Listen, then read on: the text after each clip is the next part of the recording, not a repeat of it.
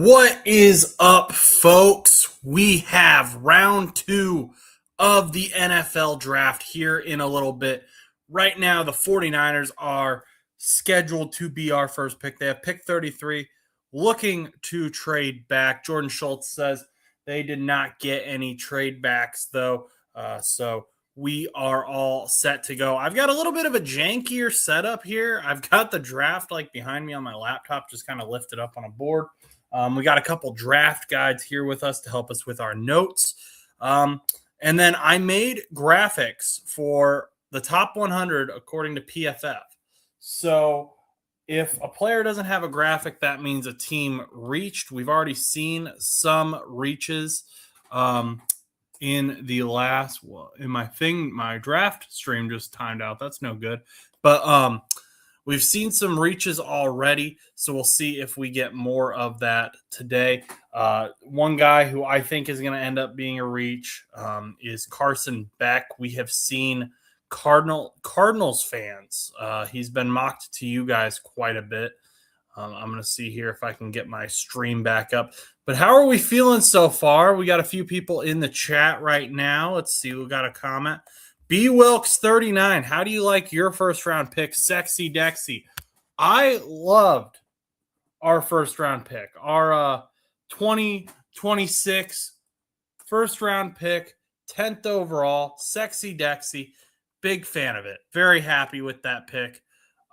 So yeah, I mean, doesn't get much better than that. Let's get this stream going here. Get logged in. I think we're gonna be set. Maybe there's just so many people watching it kicked me off, but hopefully we can keep this going on in the background. I think we're gonna be good. All set now. I've got a graphic made for when the pick is in. I've had this made for years. I've been wanting to do this type of stream for years, and it's just never worked out. Excited. When the pick gets put in, you'll see this pop up. Pick is not in right now, though. So we have to wait. But here we go. Roger Goodell is on the stage right now as we speak.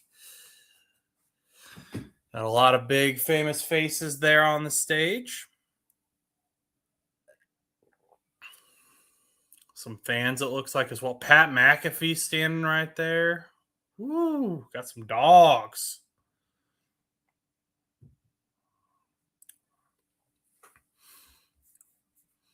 Down in Pittsburgh. The draft location this year is very interesting. If you've never been to Pittsburgh, it's kind of out on a peninsula, where all the major stadiums are, downtown on the North Shore. Very, very fun area of Pittsburgh, I will say, but definitely I do not envy those who are dealing with the traffic situation right now. So we could see Carson Beck go tonight. We could see guys like Taylon Green maybe go tonight. A little bit of a reach there. I think Ty Simpson going in the first round is really going to force some teams to kind of go with quarterback a little bit earlier than they expected to. That whole situation with Sean McVay, there's speculation that maybe he didn't want Ty Simpson. But apparently, I believe it was Jeremy Fowler was reporting, and I apologize if it wasn't, but that basically Les Snead, the Rams GM, had promised Ty Simpson and Ty Simpson's family that if Simpson was available at 13, they were going to take him. He'd been a big part of Ty Simpson deciding to go into the draft. He had a lot of money from Miami. So I don't know. It's an interesting pick. I think I can't hate on it too much, but I wish I don't know, if I was the Rams and that was what I was going for kind of a build of just kind of looking for a guy to develop behind Matthew Stafford. It looks like they're going to try to extend Matthew Stafford as well. But just someone to have, in case Matthew Stafford does decide to retire, who may not be perfect. Ty Simpson certainly has a lot to work on. You could probably wait until at least day 2 and get Taylon Green, who measurables wise is much better. He's more athletic, I'd argue. His mechanics just aren't great, and that's what you would have to work on with him. Um, so let's see here. ESPN has the 49ers up right now. Safety is their biggest need. We had a couple DBs fall yesterday. Guys like Avion Terrell fell. Jermod McCoy, of course, fell. McCoy is a big boomer bust prospect as well. Someone who the Bengals were mocked to when they had the 10th pick, and he could be a very, very good pick. But his problem is just health. Is he going to be able to stay healthy? We don't know. That's the big question mark with Jermod McCoy. If he does stay healthy, though, you'll get a very, very good prospect for probably good value here. So see what the 49ers need. I will be also posting on Instagram and the community tab. So kind of just bear with me. I'm doing a lot right here tonight, just trying to do it all at the same time. But we're going to have some fun here. Let me know who you want your team to take in this second round here. Let's see. Who else do the 49ers need? Edge, O-line, wide receiver, defensive line, cornerback. Really everyone. It seems like they got a lot of needs. So we'll see what they end up going with. But if they want maybe another Deebo Samuel type player, Chris Bell out of Louisville can be that player. He's got that build. He can cut through the secondary, but he also can, run the ball. So could be a very exciting player for Kyle Shanahan, someone he's worked with before. I'd look to him to maybe be the grab. Best available wide receiver is Denzel Boston, a big red zone target. Chris Bell's number 4 on that list right now. But I'm looking for the Bengals to hopefully I like how the board fell for them. Maybe like CJ Allen, Jacob Rodriguez, EMW. There's a ton of players that the Bengals that should be available for the Bengals. D'Angelo Ponds. I'm really excited about how the board fell for the Bengals at 41. And I think that hopefully one of those players will be there. CJ Allen is a linebacker as well. Jacob Rodriguez obviously has the turnover numbers, but CJ Allen is a very sure tackler. And that's really where Jacob Rodriguez's biggest flaw is he's got those that high missed tackle percentage because he kind of tries to, get turnovers on every tackle. But I think he's a smart player. He recognizes when he's got to go for the turnovers and when he doesn't. But those situations where he does go for the turnovers, sometimes it hurts those numbers a little bit for missed tackles. So we'll see what we got here. We're hanging out. They got Denzel Boston on the screen right now.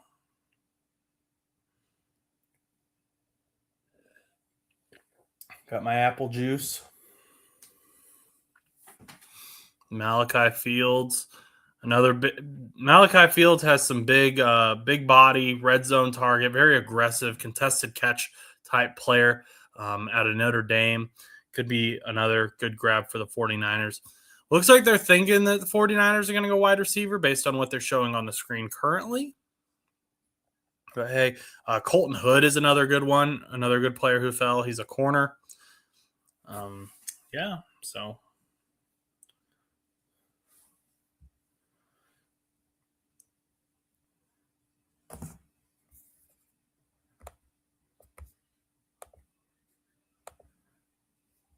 let's see here.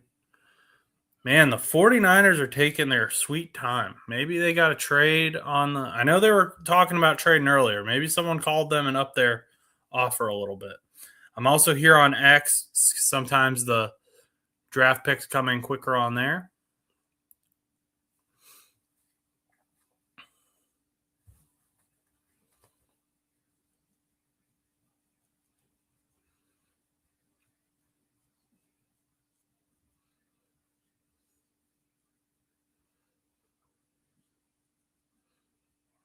Let's see, who's this on screen? Zachariah Branch is on the phone with someone. So maybe it's a friend. Is it the 49ers? We don't know. Zachariah Branch ran into some legal trouble, but another very, very talented wide receiver. We get to play it for the first time ever. No Buts About It history. The pick is in. So it looked like Zachariah Branch was on the phone. I don't know if that is the pick yet. We will kind of head that direction in terms of preparation, though. Don't know if they accidentally showed it. But there's a lot of good players out here today. Ton of steal. There were a lot of reaches, to be honest with y'all, in my opinion, in round one. I did not expect Kalen Rutledge to go that high. Again, like I said last night, very good player. Just don't think he's round one worthy. There were some other guys that I thought would go before him. Blake Miller got drafted higher than I thought he would. Kind of interested to see how that works out for the Lions. But I don't hate the move. I guess they needed a tackle. I just thought they would have gone Monroe Freeling. They ended up not going Monroe Freeling, obviously. So let's see here. What do we got? Ty Simpson was a crazy pick. I agree. And, there's a bunch of speculation about whether Sean McVay wanted it. Oh, so okay, we got the pick. I got it on X. The 49ers did go wide receiver. However, they went De'Zhaun Stribling. And I don't know if I have a graphic for him. We may have a reach to begin with. I don't think I do. So let's see what we can find here in our notes. I have notes on all these guys. Got a few different guides here to help us out as well. Again, I do this part-time, so let's see here. He's out of Ole Miss.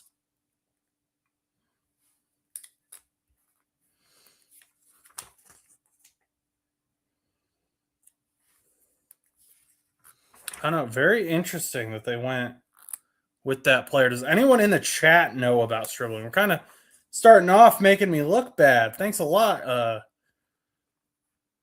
49ers. Let's see. It says he spent final college season at Ole Miss. He spent 21 through 22 at Washington State, 23 and 24 at Oklahoma.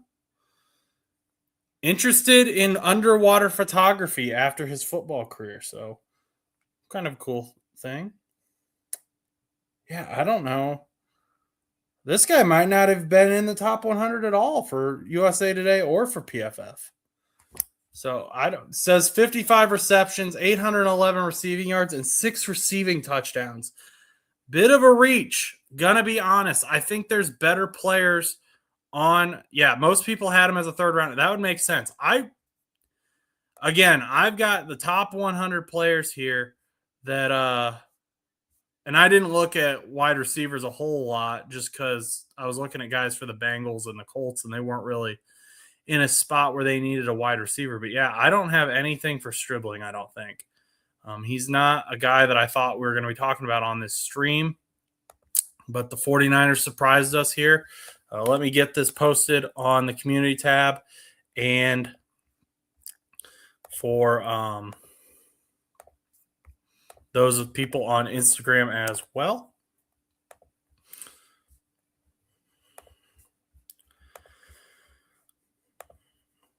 That's a crazy pick. Like I said, they're making me look. John Lynch is making me look bad on first pick of day one.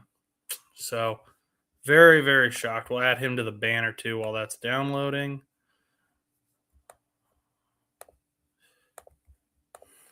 Wide receiver. Let's see.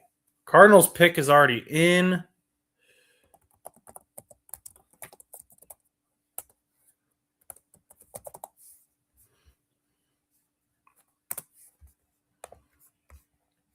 Okay.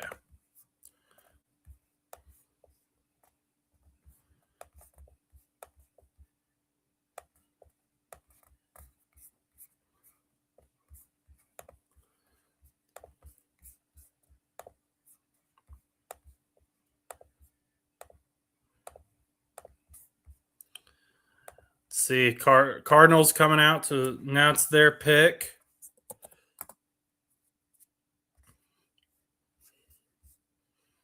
Chase Bisontis Okay, we got Chase Besantis too. I do have a graphic for him. I remember making it. This is someone we talked about a little bit last night, out of Texas A&M. So Chase Besantis, uh, guard, 21 years old. He's played right tackle before, switched over to left guard. Bigger boy, 315, 6'5", only one sack allowed, 3 hits allowed, and 8 hurries allowed. So, good player for the Cardinals. They're planning on protecting whoever their quarterback is. They don't know who it is yet, though. That's kind of one of the questions we're looking at answering tonight. I'm not going to get the guard. Who do you want, B. Wilkes? I know you've been wanting a guard hard. Who is your goal here for the Chargers?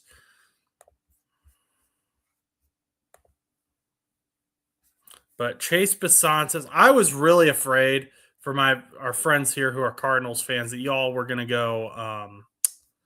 What's his name? Carson Beck at that pick. There had been some rumors. I'd heard some rumors, and I was like, if they do that, we're quitting, you know? But Chase Besantis.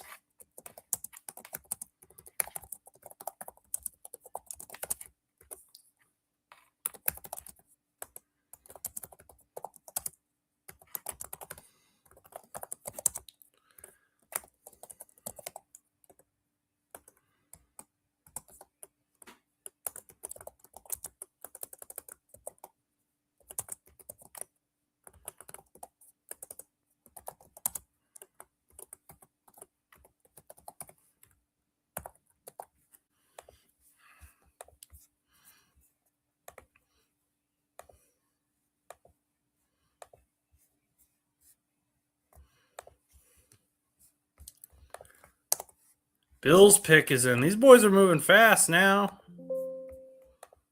They're moving slow last night. Oh, you wanted Besantis. Pregnon or Farmer? Okay. We'll see who the Bills take here. Gotta get Besantis up now.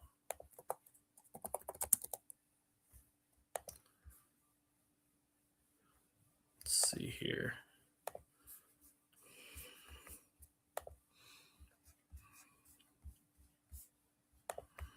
Yeah, Besantis is a really good grab for Cardinals fans. I had him as a borderline round 1 player,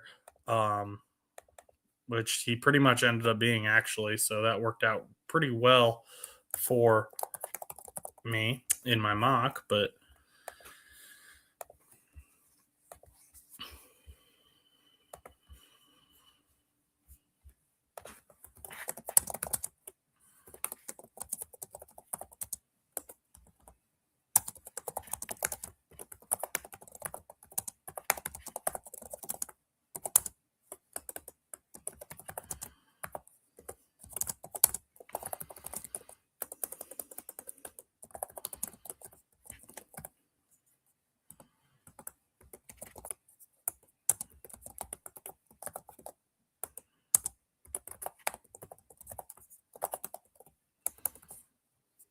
TJ Parker to the Bills.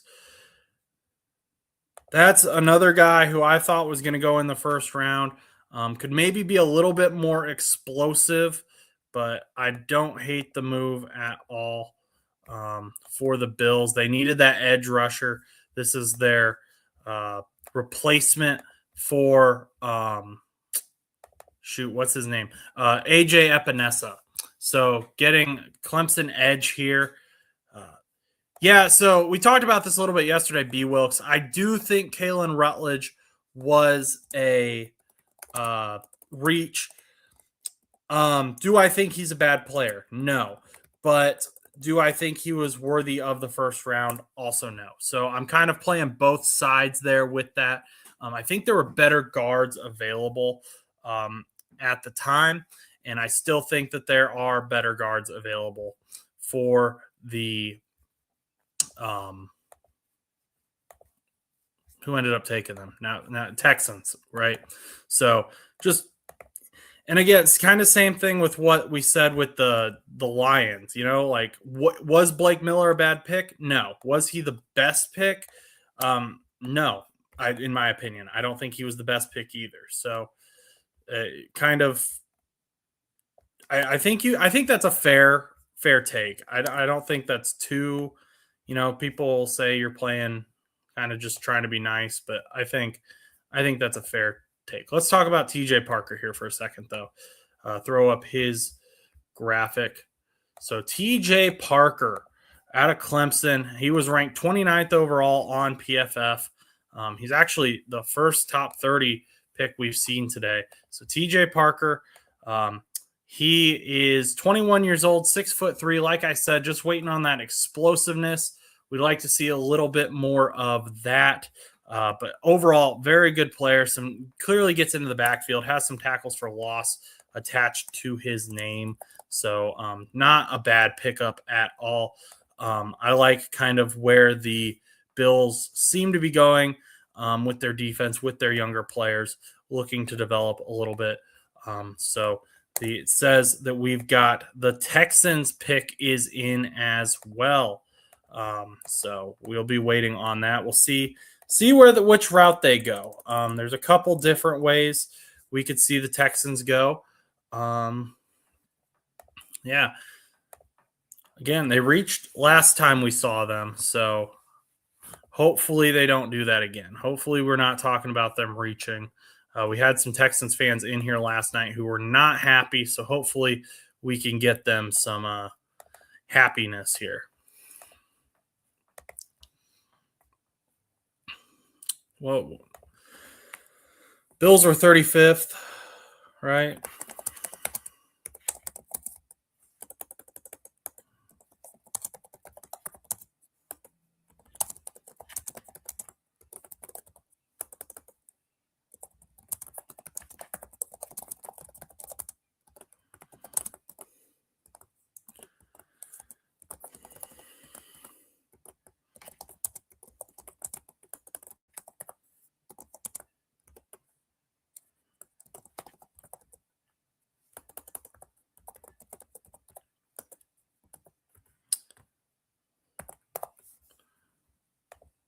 Okay.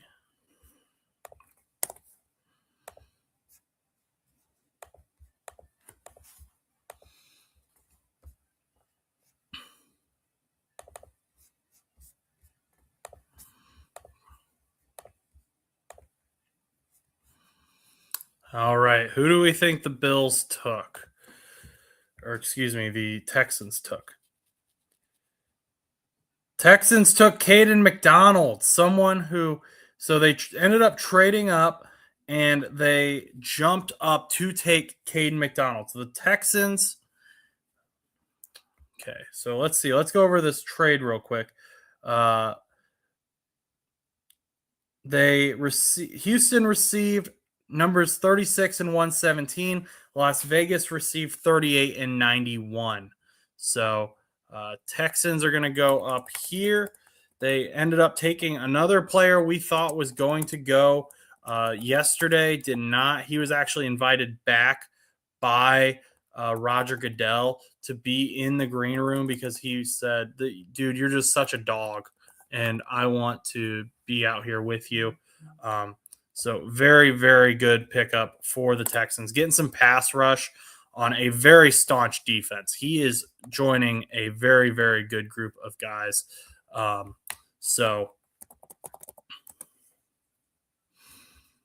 they traded for him. That tells you, a lot of faith.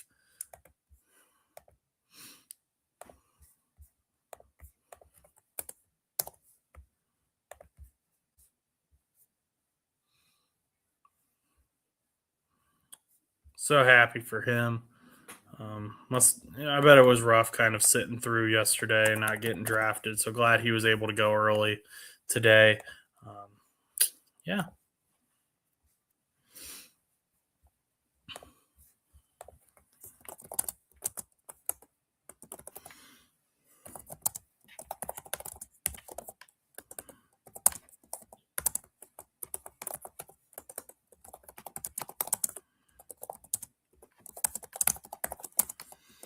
So they ended up jumping the Giants as well. So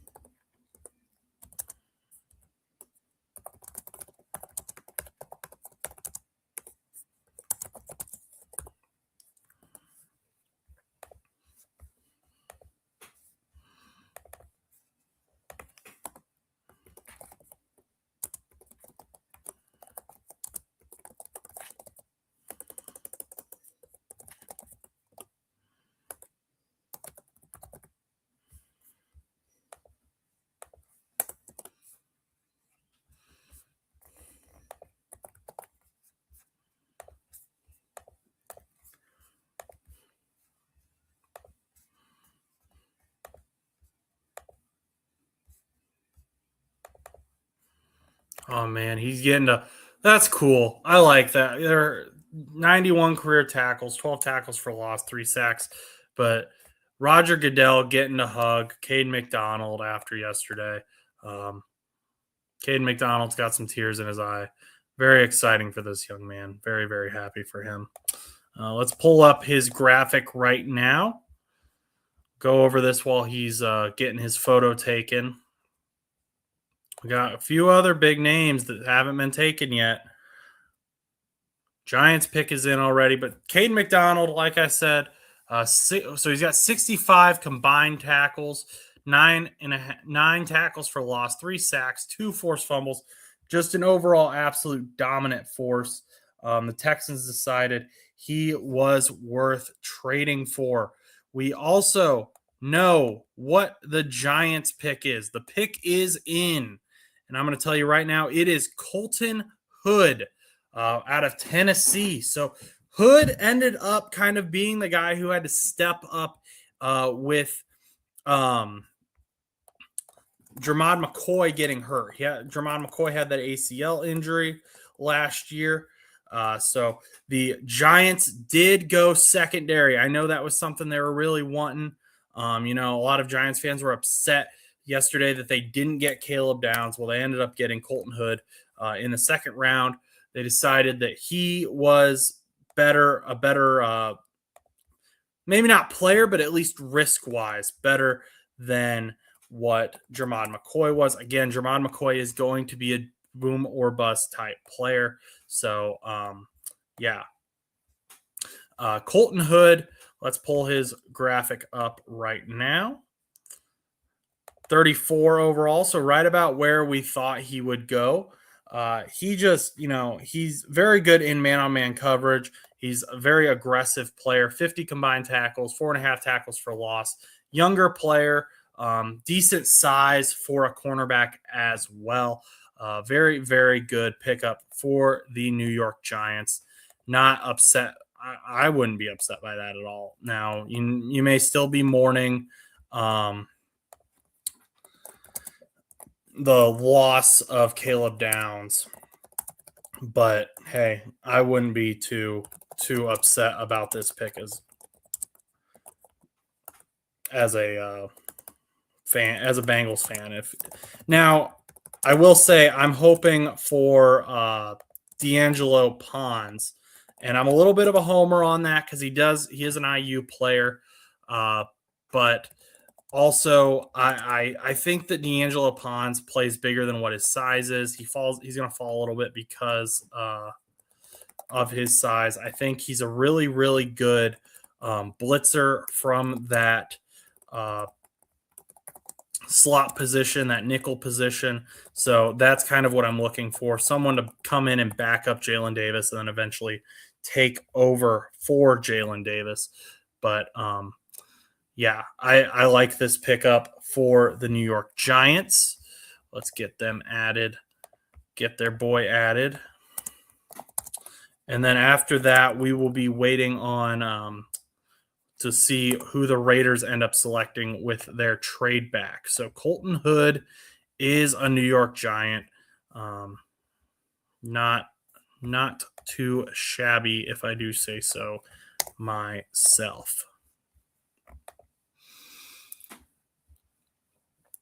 So he was a Jim Thorpe Award semifinalist as well, which is the award given to the nation's top DB. So very, very respected player. Yeah, definitely the safer option out of the two DBs we've talked about with Tennessee. Pick is in on the Raiders. The Raiders have selected Traden Stukes out of Arizona. So we know their guy now.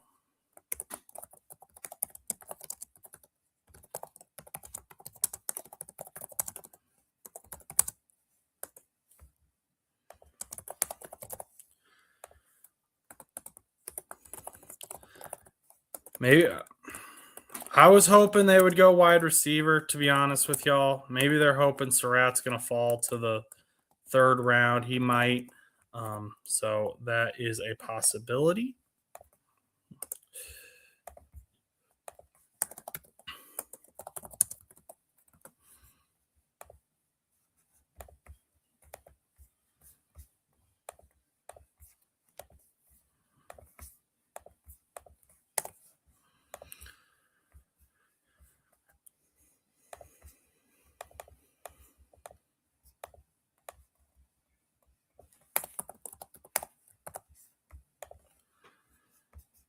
Okay.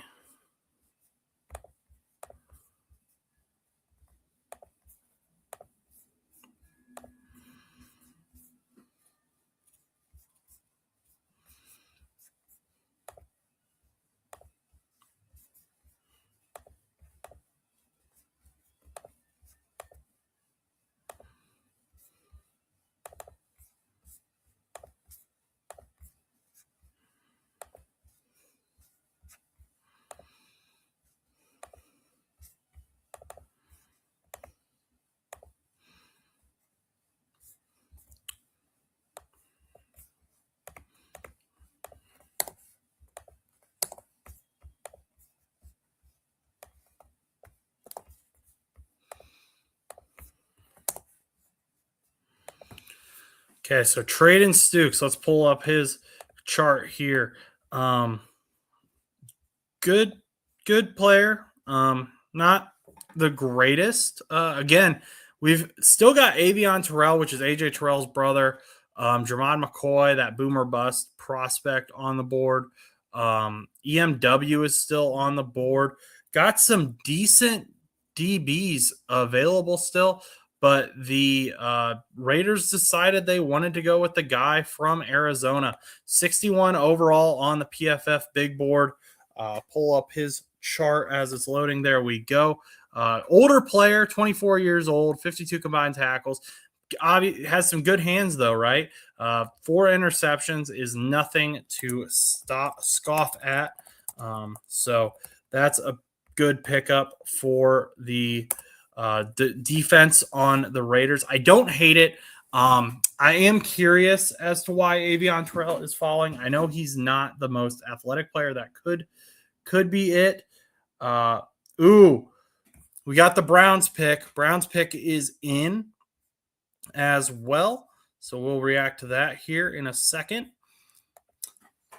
And I'm a little shocked by this Browns pick. I'm just going to pull this up here so that because they went wide receiver in the first round already, and they're going wide receiver again.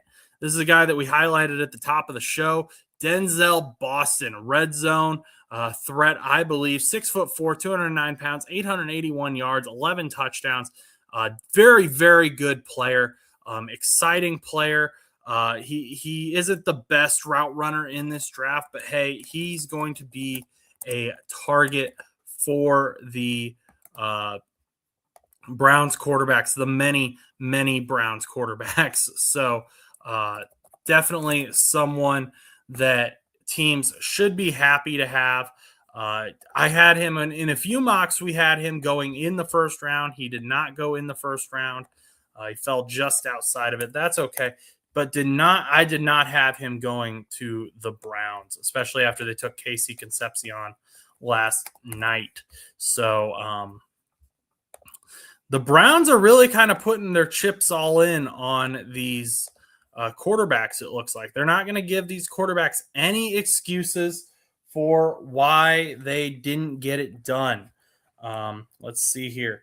Denzel Boston, as I said, he's got a promising, um, build. He's also really what kind of separates him out from Casey Concepcion, in my opinion, is his ability to run block. So I think that may be kind of different type of player. Maybe the Browns are just kind of looking for their wide receiver one. They don't really have a true wide receiver one. Harold Fannin Jr. was kind of that guy. So we'll see.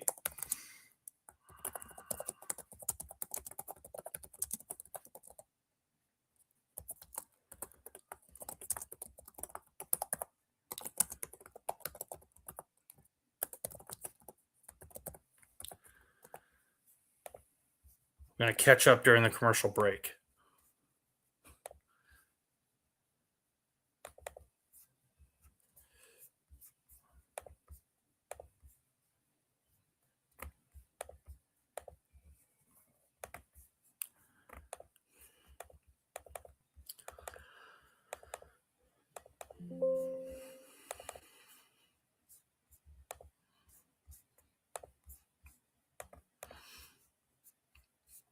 And again, the draft is falling very, very good for the Bengals here.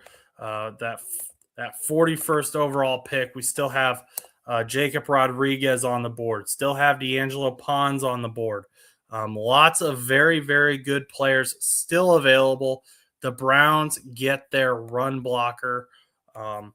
So very, very tall player. Oh, the Chiefs have selected an edge. So they took R. Mason Thomas here. Run.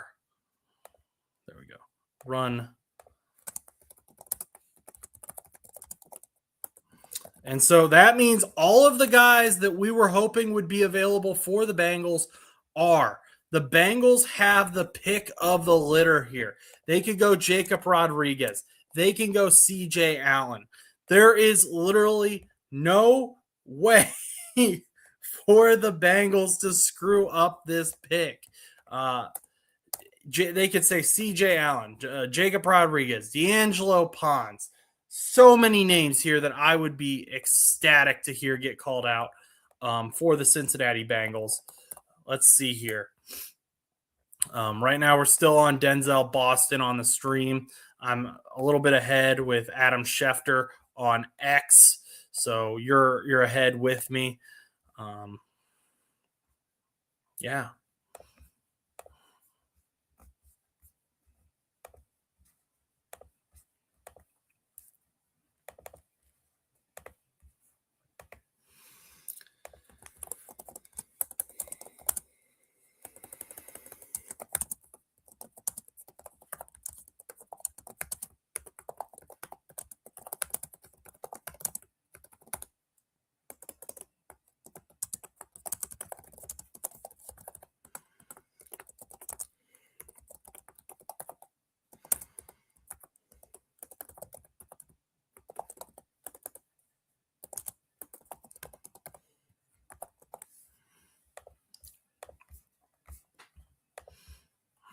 I just hope the Bengals don't do what Pittsburgh did and take their guy too early. Ooh.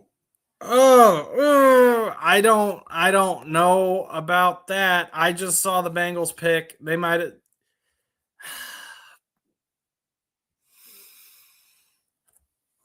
I don't want to be one of those guys, but I think I'm going to be one of those guys. The Bengals took an edge.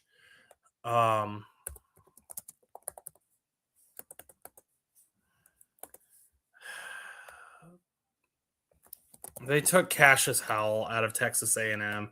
Not a bad player, but not who I felt like we really needed right now. Our linebackers are not there right now, in my opinion. Okay, hang on.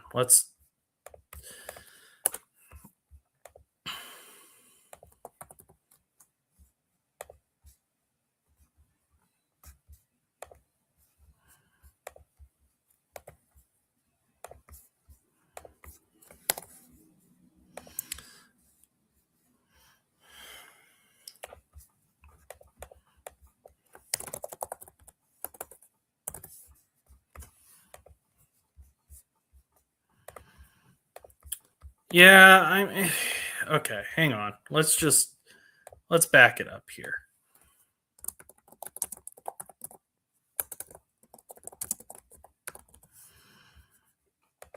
So first we'll go over R. Mason Thomas. So R. Mason Thomas has some decent numbers, not the best numbers. We're kind of getting into that round where these guys are going to be good, but maybe they still have stuff to work on, right? And that's kind of where R. Mason Thomas is. Here, let's look at his stats. So R. Mason Thomas, 6'2", 249 pounds. A bit heavier for an edge rusher, but 9.5 tackles for loss, nothing to scoff at. Would like to see his coverage tackles be a little bit better, but yeah. So probably a good pick for Steve Spagnuolo. We know that he likes his edge rushers, his big guys. 15 and a half sacks since 2024. Overall, just a very, very promising player, but he's got stuff to work on. Cassius Howell, on the other hand, as we load his, I don't understand this, and I don't get paid to understand it. I'm a little frustrated by this pick, to be honest, though. D'Angelo Pons was right there. Jacob Rodriguez is right there. Where is Cassius Howell on my list? Now, Cassius Howell was supposed to be a first rounder, so maybe the Bengals just feel like he is the best player available. But Cassius Howell, 22 years old, 31 combined sack, 14 and a half. Now, I will say his stat line does look a lot better than what Shamar Stewart's did when they drafted him. So that's promising. That was, I had my heart set on a linebacker or a DB. I'm gonna have to fall in love with the pick. I'm gonna root for him. Obviously, we're not gonna root against him. We're not doing any of that. But my heart was set on a different position at this pick. But hey, you know what? He's a Bengal now. We are rooting for Cassius Howell. So let's see. Let's go. Cassius Howell, overall, let's pull him back up here. 31 combined tackles, 14 tackles for loss, game disruptor. Again, a little bit bigger for an edge, decent size.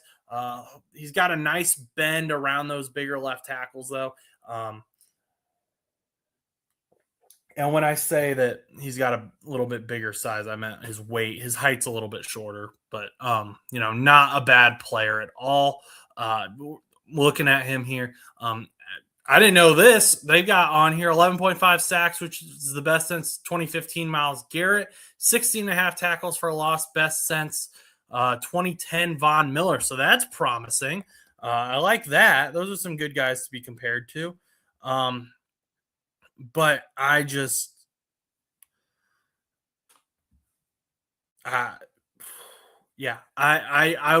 my mind was set in a different position at the time.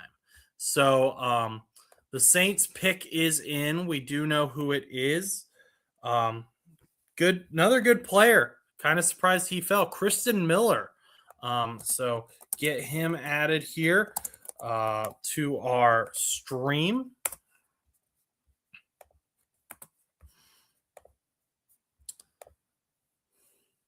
Out of Georgia. Okay.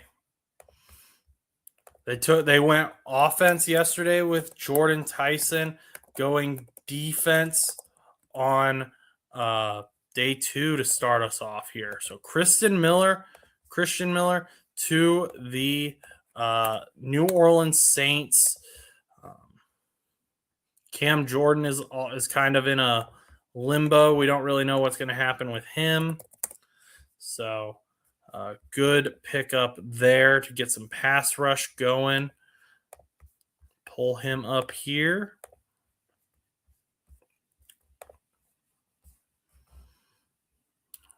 37th overall. So on PFF's big board, 23 combined tackles. And again, this is kind of in that Shamar Stewart tier that we talked about yesterday. A ton of potential. May not have the stat line you would want, but he's got some good pressures, got some good potential. We're talking potential here with this pick. But we'll see how that potential pans out in the NFL. Will it pan out successfully? He's a big dog, though, big boy, and I think he can do some damage there. But obviously, you'd hope to see some of those pressures become sacks. Like I said, we're hype. We're gonna hype everyone up here tonight.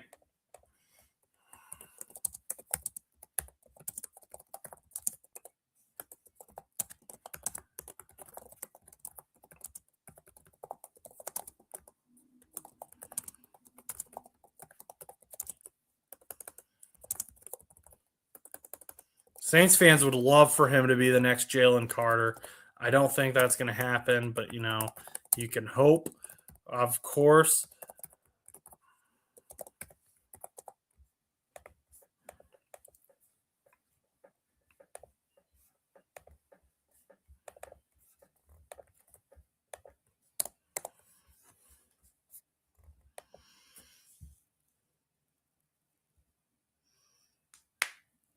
Oh, we've got some breaking news here.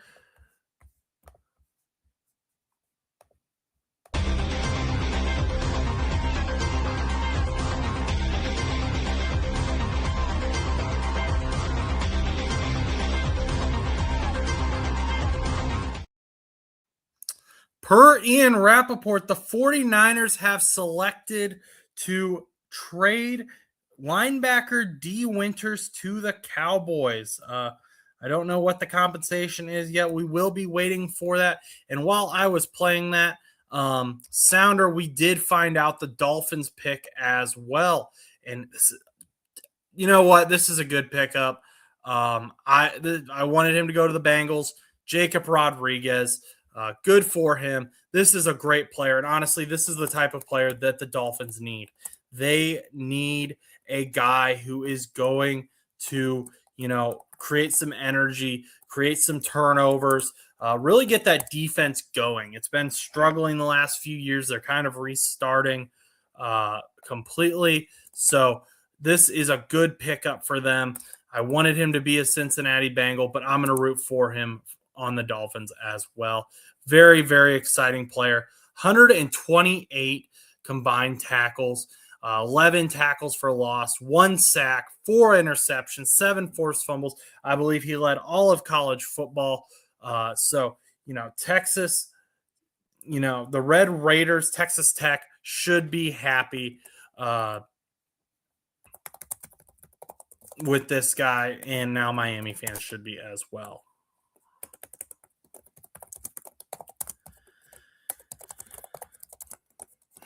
Man, I can't believe the Bengals let him fall past them, though. That's malpractice in some ways, but you know what? We're Cassius Hall fans now, so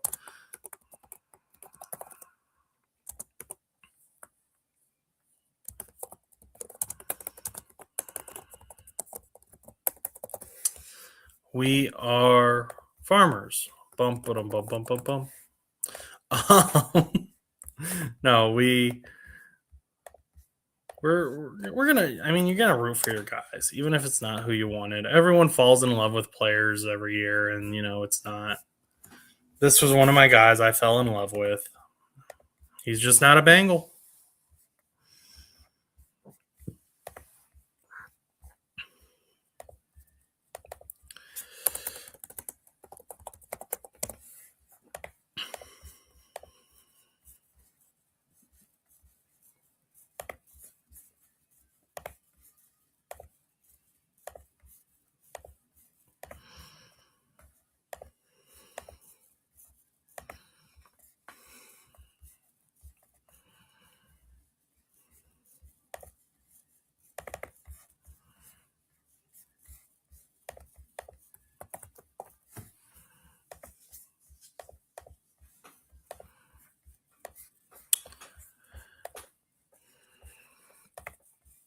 Okay, my guy. His name's getting announced right now. Dwight Stevenson, Hall of Famer, announcing very good player, very good pickup for the Miami Dolphins. If I see any Miami Dolphins fans bashing this pick, I'm gonna be upset. I ain't even lying to you. This is a fantastic pickup for the Miami Dolphins. He's played quarterback before. I'm trying to think of everything about Jacob Rodriguez that I've played quarterback before, so he understands how these offenses work. Very very exciting player for the Miami Dolphins to get. There's there's so much and so little I can say about him now. I don't want to just keep. I just I just really hope at this point that this means that Demetrius Knight and Barrett Carter are going to take that next step, or they've already got a deal done with the to get Bobby Wagner or something. There's got to be something going. Also, the for D Winters, the Cowboys are sending a 5th rounder to the 49ers. So the Cowboys will have an extra 5th round pick tomorrow.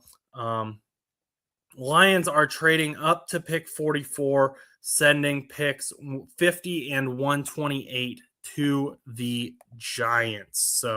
Or the Jets, excuse me. So Lions are going to be up next on the clock here. Let's get that all switched around. So there's someone here that the Lions really, really want. They like how the board fell. Let's see who it is. Derek Moore. Okay, we've got Derek Moore coming to the Lions out of Michigan. Last year they took Tyleik Williams out of Ohio State. So a little bit interesting there, but it makes sense. Detroit likes their Michigan guys. They like their homers. Pull up Derek Moore. See what he has for us.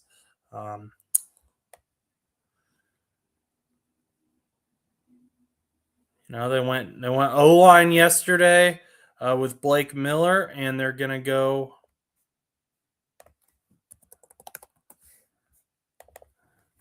D-line today. So Derek Moore, edge out of Michigan to the Detroit Lions. So 30 combined tackles, 10.5 tackles for loss. He spends a ton of time in the backfield as a defensive player. Really took a step forward in 2025, I believe, if I'm remembering correctly. The Michigan wasn't necessarily the biggest, what we may have expected them to be, I guess I should say. But, Derek Moore was kind of one of those highlights for Michigan. He stepped up when he needed to in a lot of ways. Very, very, very good player for the Lions. And apparently they really, really wanted him because they traded up just to take him. And they didn't waste hardly any time getting Derek Moore. They made the trade and then they said he's our guy. So let's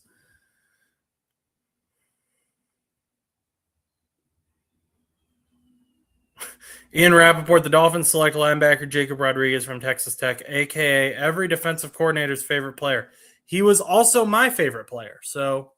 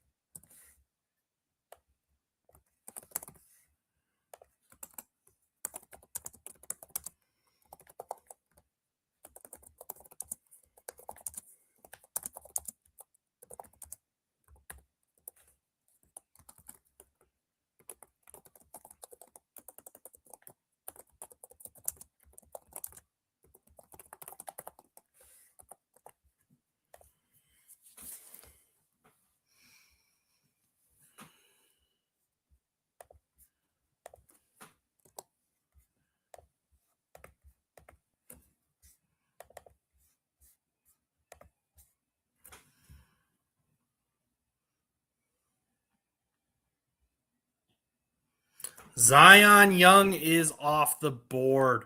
He is heading to the Texans. The Texans get some pass rush.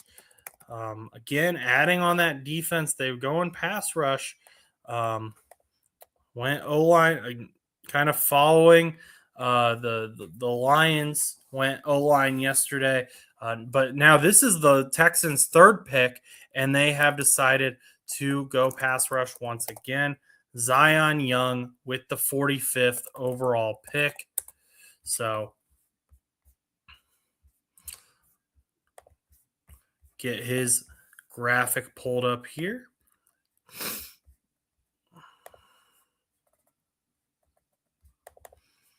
He's ranked 40th on the PFF big board.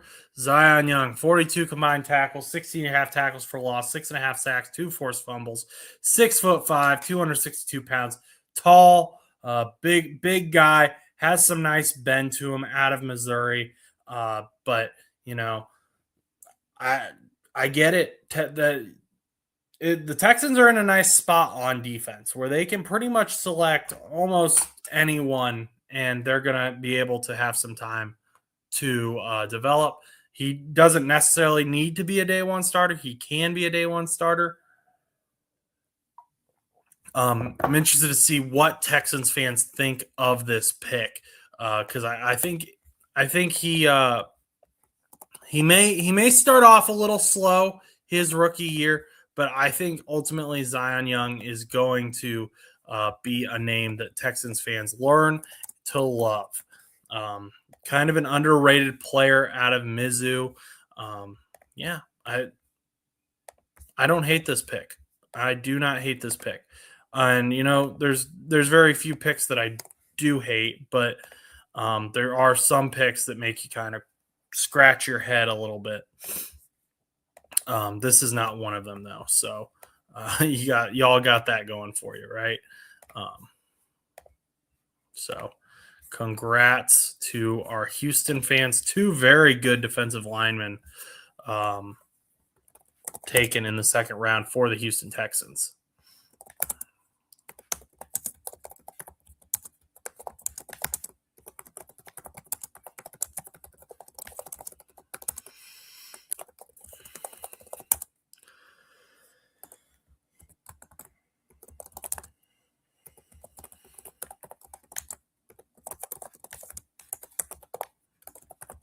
They're coming out to announce that pick right now.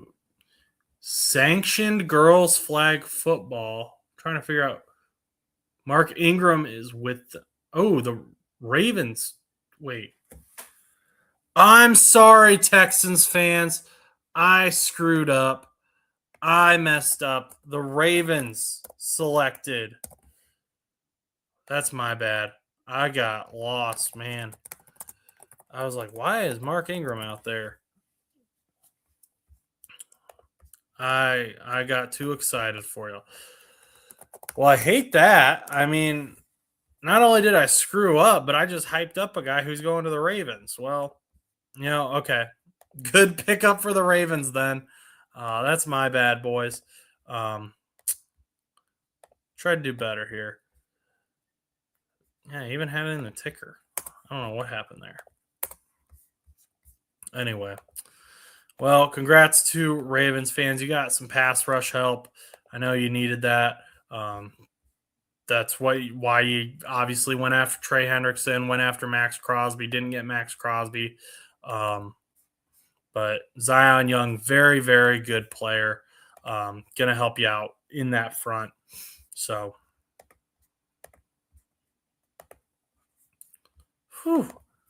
maybe I drank too much apple juice or something.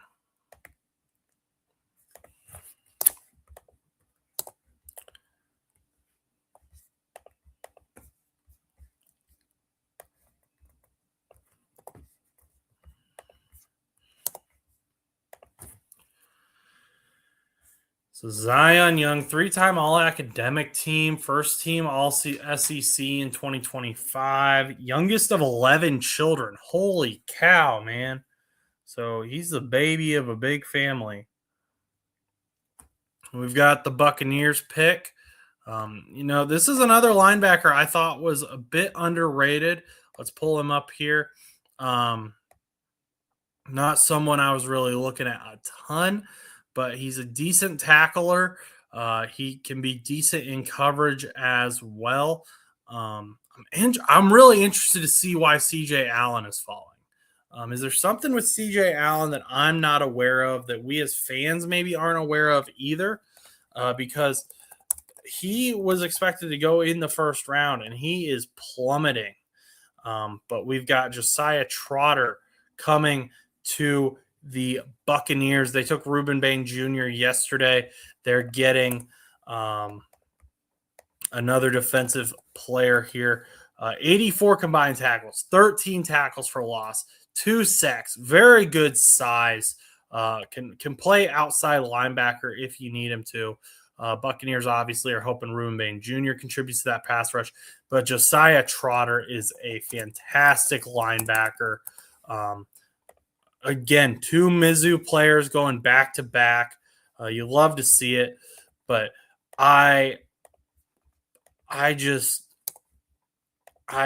he's not someone I thought was gonna really, I didn't think that he would be selected while CJ Allen was still on the board. Let me put it that way.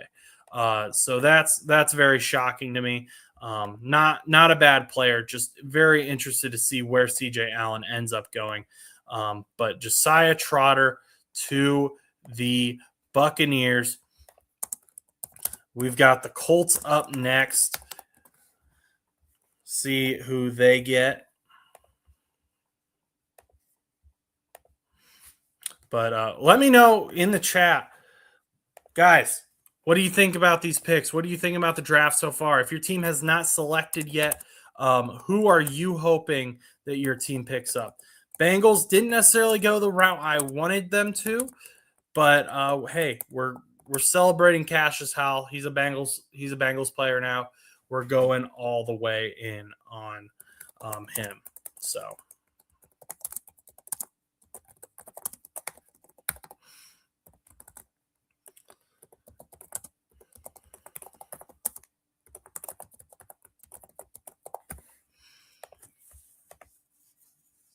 Honestly, I thought Josiah Trotter was going to be someone who kind of fell to the 3rd round, but hey, these nothing's making sense anymore. We've broken everything.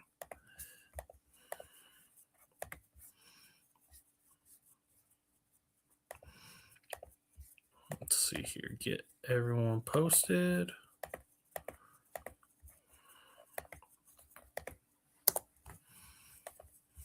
Colts are up next.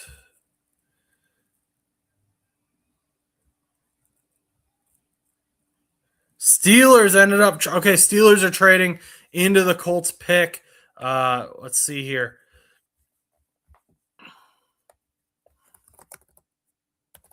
Steelers traded up to 47. They also got 249 for Colts pick, 53, 135, and 237. So A little bit of switcheroo. The Steelers wanted someone here. Jeremy Bernard. Okay, makes sense. So if you missed it, they wanted Mekhi Lemon yesterday. They did not get Mekhi Lemon because they called him too early, and the Eagles ended up trading with the Cowboys to get him. So they made sure that they got their guy today. They were not going to screw that up again. And again, like I said yesterday with Mekhi Lemon, I think it's interesting. They traded for Michael Pittman Jr. in the offseason as well. But, the Steelers, hey, they felt like we want to get as many weapons as possible for our quarterback, whoever that is. If it's the quarterback of the future, Will Howard, if it's someone else, if we are trying to just get Aaron Rodgers weapons, we'll figure it out. But Jeremy Bernard is coming to Pittsburgh. Well, he's already in Pittsburgh, but yeah, very, very promising player here for the Steelers. Let's see what we got on him. So, Jeremy Bernard.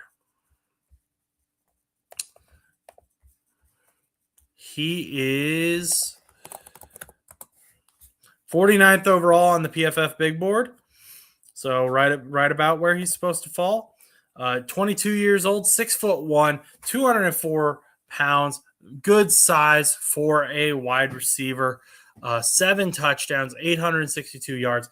This is going to be a red zone target who opens things up for DK Metcalf. I would expect to see Jeremy Bernard on the outside with DK Metcalf, and then have Michael Pittman Jr. in the slot. Would be my expectation here for the Steelers offense. They've got a new offensive coordinator, going to be doing some new things here, but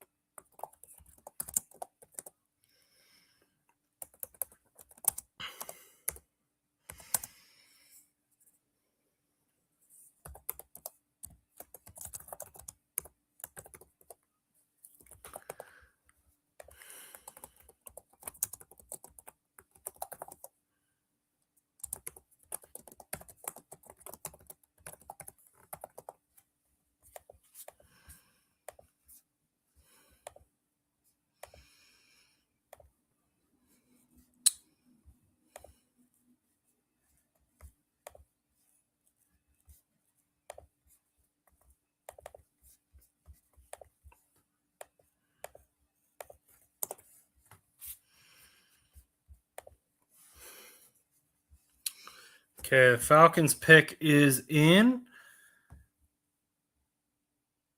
Avion Terrell. Nice. I like that. That's cool. Okay. So, I mean, you kind of had to at that point. He fell way further than he was supposed to. So Avion Terrell is AJ Terrell's brother. These two guys are now teammates. His brother has been so good for the Falcons, an all-pro corner, and now they get to play. He can blitz. He can play all over. He can play in both man and zone. Very physical player, Avion Terrell. Not the most athletic player. That's kind of his only knock, but very, very smart. A little on the shorter side, but I would expect to see him in the slot a lot as a blitzer. Kind of like a Mike Hilton type player. I like this move for the Atlanta Falcons. Obviously, those two brothers have chemistry already. So very, very good pickup for the Atlanta Falcons. Very, very exciting. Yeah, I like this. What do we think, chat? Avion Terrell fell out of the first round, and now he's going to be playing football with his brother once again at the professional level. So cool for him. I know we had some Vikings fans that wanted him. They went with Caleb Banks instead. But yeah, Avion Terrell heading to Atlanta with his brother. I think that's so cool. I love stories like this. So this is definitely something we are going to have to follow very closely.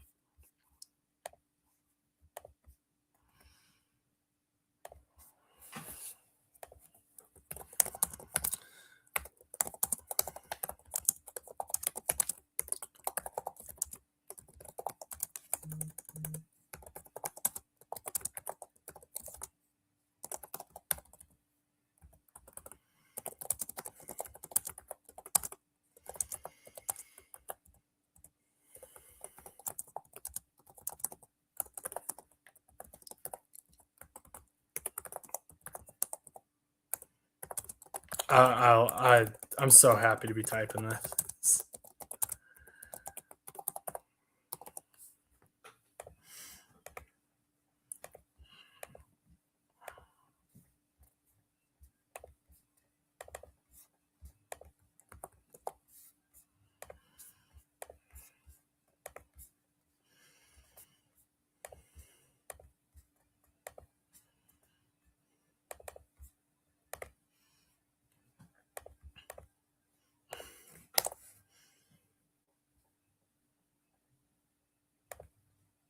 Dude, that's so cool. I love this. I'm pretty sure that's AJ that's with him hugging him. So oh man, I'm so excited.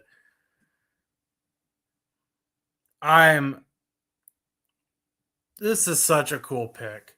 Such a cool pick. Again, just very good player. Sticky CB, good player. Nickel blitzer. Expect to see him in the backfield quite a bit. Little bit shorter, but hey, that's okay. I think he's a really, really good player. He gets to play with his older brother. So very, very cool for the Terrell brothers. And the Panthers have traded up for pick 49. So they traded with the Vikings. So Vikings fans, you're going to have to wait a little bit longer. The Panthers are on the clock. So who did the Panthers want? The Panthers are going to get picks 49 and 196. The Vikings get 51 and 159. So Vikings are trading back 2 picks for the gaining a pick in the fourth round, I think that is. So we'll see what that ends up becoming. But the Vikings. Falcons secondary is going to make a lot of plays in 2026. Hey, AJ Terrell, Avion Terrell, Jesse Bates out of the 260, former Cincinnati Bengal. I'm so. Oh man, I think if you wanted Avion Terrell on your team and you're not a Falcons fan, I think you still have to admit that this is a very cool storyline, very, very exciting storyline to follow. Hopefully they both have success there. It's very fun, very, very fun for the Terrell brothers. And we now know who the Panthers wanted. They're going defensive line again. They went defensive line early in last year's draft. So let's pull it up. Lee Hunter out of Texas Tech. So another Texas Tech defensive star coming off. 23 years old, 6'4", 330. Just kind of a big gap, or what am I trying to say? Big blocker who fills up the gap in the run game. 10 and a half tackles for loss, 2.5 sacks. Not the biggest pass rusher, but he will slow down that run game. And that is something that the Panthers have needed some help with. He's just absolute run stuffer, big body. It's going to be hard to get around him. Not the quickest, not the most explosive defensive tackle on the board this week, but hey, they got what they wanted. They traded for him. He's a good leader. Lots of good to be said about Lee Hunter coming to the Carolina Panthers in a team that, they may make a splash this year. We may be talking about him in December again. We're talking about him a little bit this year. Hopefully, we're talking about them a lot. Hopefully Bryce Young finally gets it all put together. He's been very, very close these last few seasons. So, yeah, I like the pickup here.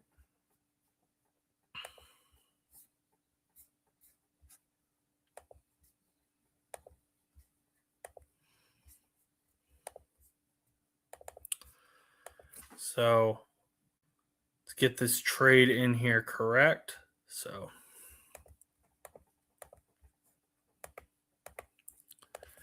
after trading,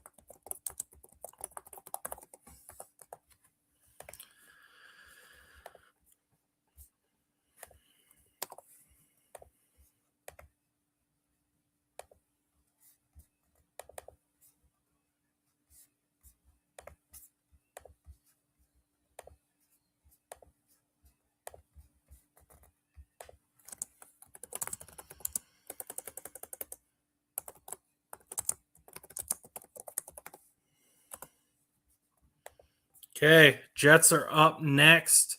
Let's see who.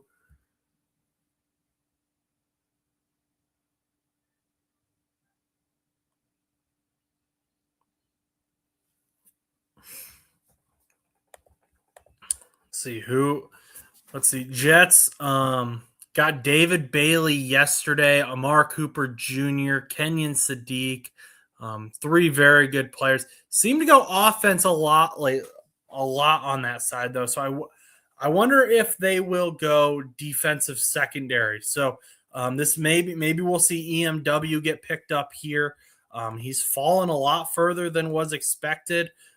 Maybe they need that Sauce Gardner replacement. EMW, maybe he's that guy out of Toledo. We got confirmation that the pick is in. Oh my gosh, are you kidding me? Well, they went with a DB. I'll give them that. Stan, if you complain about, you're not here, but if you complain about this pick, I'm going to come hit you. This is another one of my guys. D'Angelo Pons out of Indiana, cornerback, 21 years old. I've got him at 5'9". I've seen him listed at 5'8" as well. 173 pounds, 61 combined tackles, 4 tackles for loss, 11 passes defended, 1 forced fumble, 2 interceptions. Now, let me tell you what. D'Angelo Pons plays way bigger than what he looks. He is a fantastic player. He's been, knocking balls away from guys who are 6'5". And the way I wanted the Bengals to kind of use him was in the slot, have him blitz, kind of like a Mike Hilton type. But, the difference with Mike Hilton, or at least how we remember Mike Hilton, I should say, he wasn't necessarily the best in-man coverage.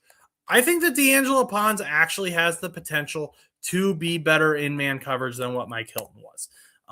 Obviously, the NFL is a different game than college, so we'll still have to see how he does there. But this is an awesome pickup for the New York Jets. I like this pick. I'm glad that we get to, Jets are kind of one of the teams we regularly cover because of Stan the Jet fan. So getting to talk about him at least will be happy. And he's not on an AFC North team. That would have been my nightmare, having to, root against D'Angelo Pons after pounding the table for him so hard. Can't necessarily root for him week in and week out, but at least he's going to a team that I somewhat enjoy, somewhat watch regularly. Very good player in this draft that he should have gone a lot earlier. So good job to the New York Jets. This is a lovely pickup.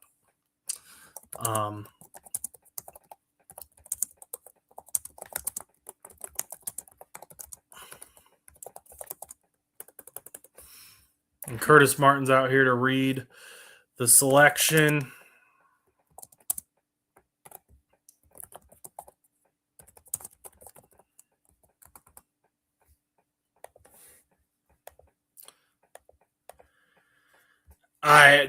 The Jets fans are ecstatic on TV, and they should be. This is fantastic. I am envious of this pick, to be clear. If I hadn't been clear about that already.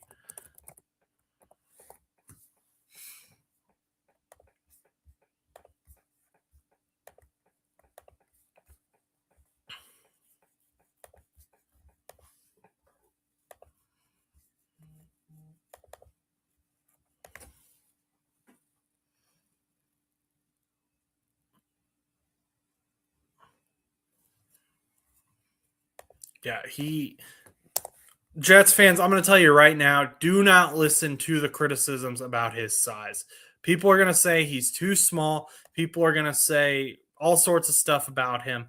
He is a great player. He plays way, way bigger than what you expect him to. Very, very exciting. I love this for you guys. Congratulations, Jets fans.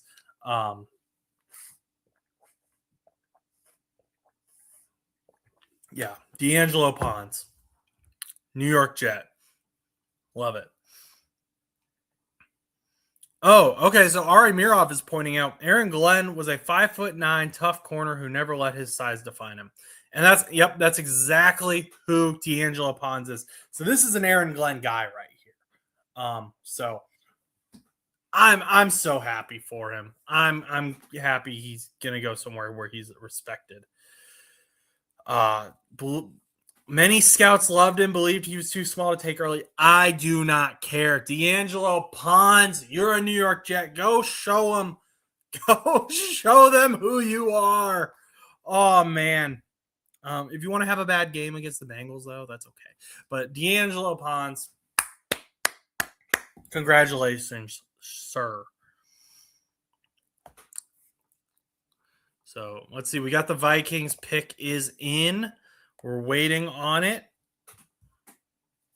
I'm waiting to hear what it is from X or from ESPN.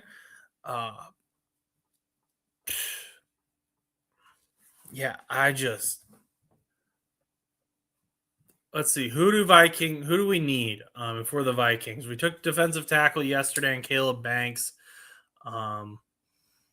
Where's Chris Vikings? I'm surprised he's not here. Brian O'Neill is announcing the selection.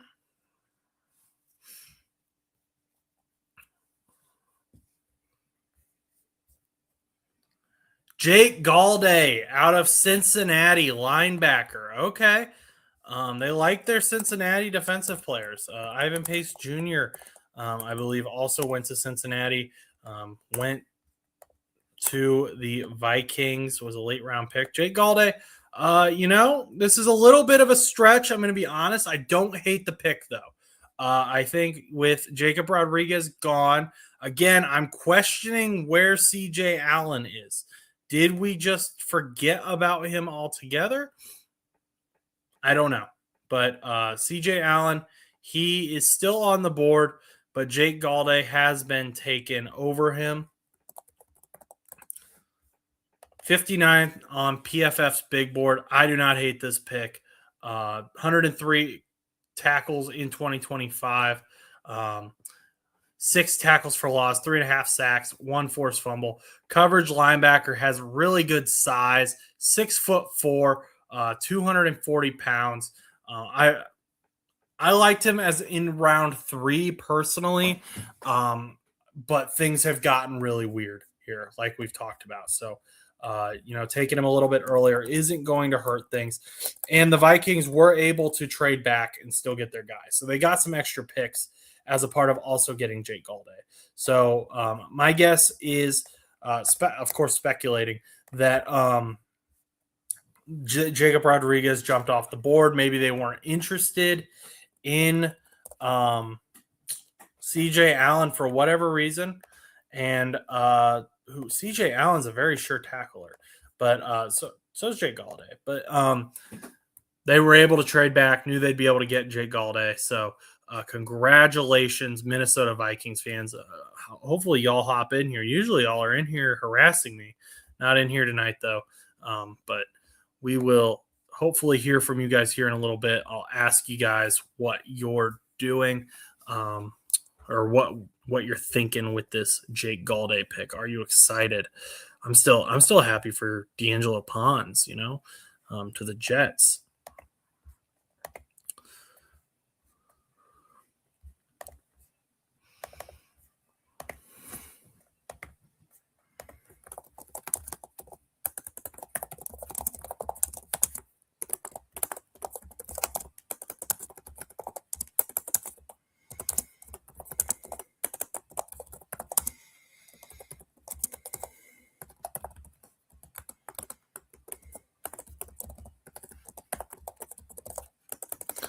What are we thinking?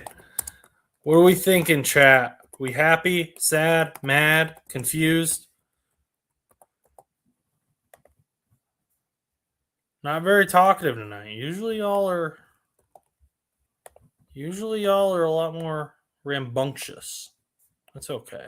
The night is still young.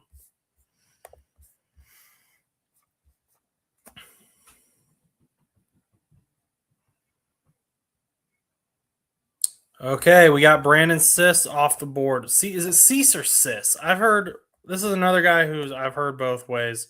Let's pull him up. The Packers, they wanted a CB.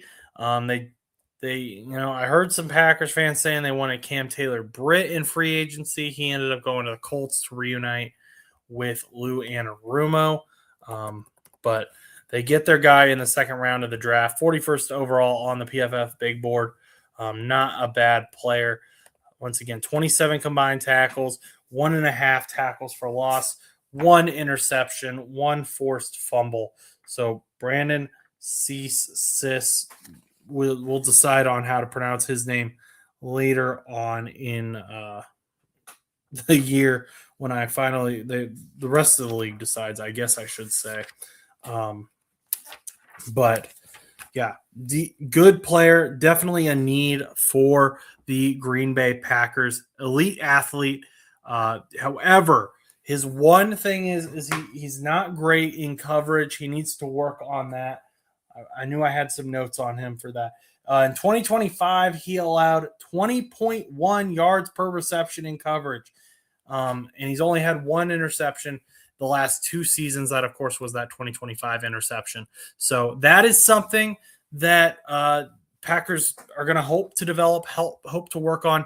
They've got a new defensive coordinator in Green Bay. So looking at that, but overall, a very decent player with high ceiling, but he's got some work to do. He's got some work to prove himself in South Carolina, but he has the potential. Very, very much a high ceiling type player who, if they can get him to be better in coverage, he will be very good for the Green Bay Packers.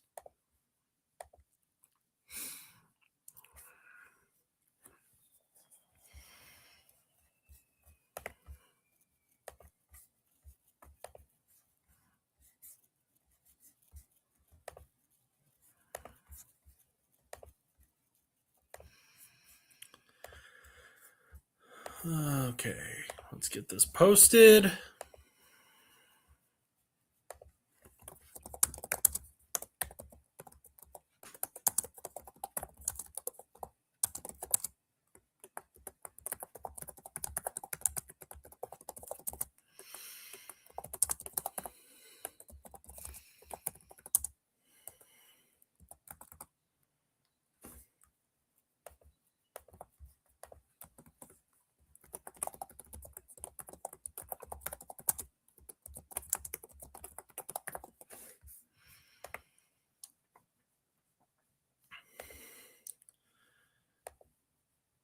Yeah,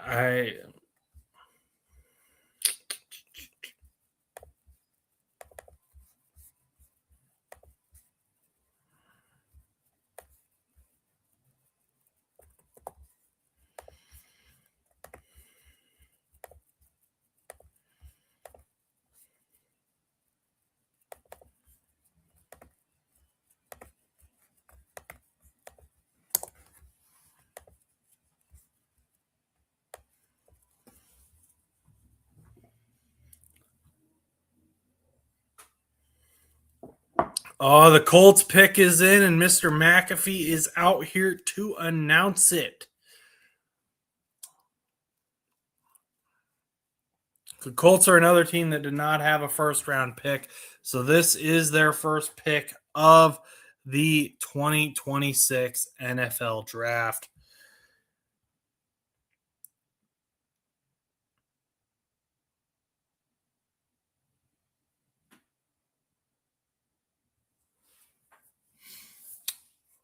Let's see. Will McAfee get to it before X?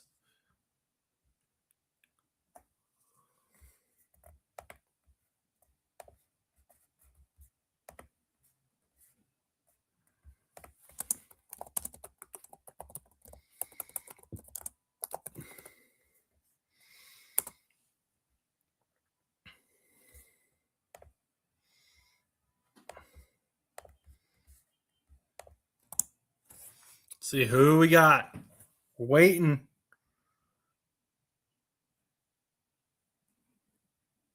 I know who the Eagles picked. I still don't know who the Colts picked. How do I know who that? How did I do that? I know.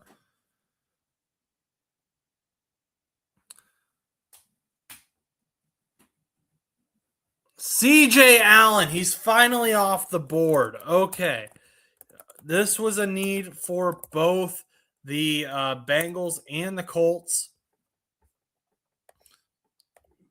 Dude fell so far. This is, I don't know why he fell, but based on what we do know, this is a fantastic pickup for the Indianapolis Colts.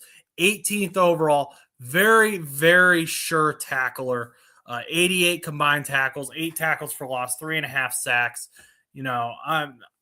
At this point, I'm rooting for him. I don't know why he fell, but I'm glad he kind of fell to a team that I like, because I was kind of just hoping that he was going to get drafted at this point. Yeah, he seemed okay. He's hosting youth camps annually, and he's not even in the NFL. I love this guy, man. I'm rooting for this kid. I hope there's not something that either I don't already know, and I sound like an idiot right now, but I he seems like a good dude. Somehow it was announced before the Colts pick that the Eagles picked Eli Stowers as well. So tight end, Dallas Goedert kind of replacement. Let's see here. Let's pull up Eli Stowers' page. Very, very tall tight end, if I'm remembering correctly.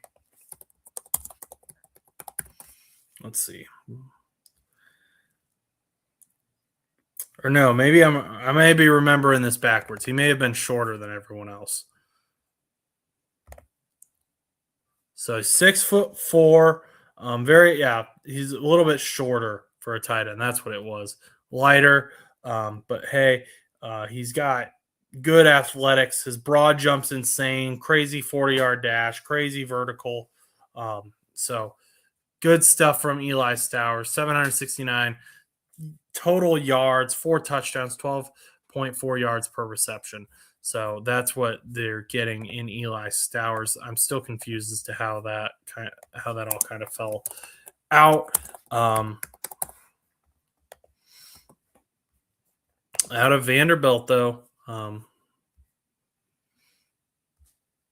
end, signed with Texas A&M. Oh, he was a quarterback as well. So another quarterback turned different position player going in the second round. We saw Jacob Rodriguez go earlier. He was a former quarterback. And now we got Eli Stowers, who went from quarterback to tight end. So that's exciting.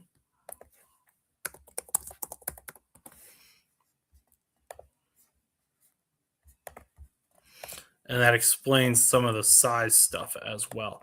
But hey, another quarterback turned tight end that everyone talks about, everyone is aware of, Travis Kelce. I believe he used to play quarterback. So he's in good company.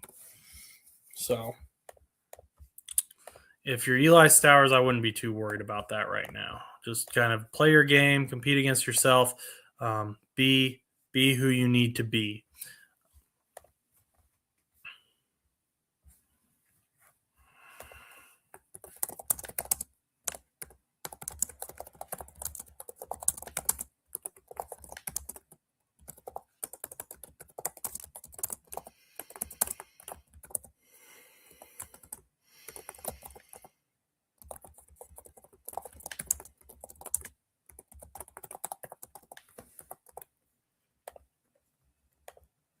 Be who you need to be.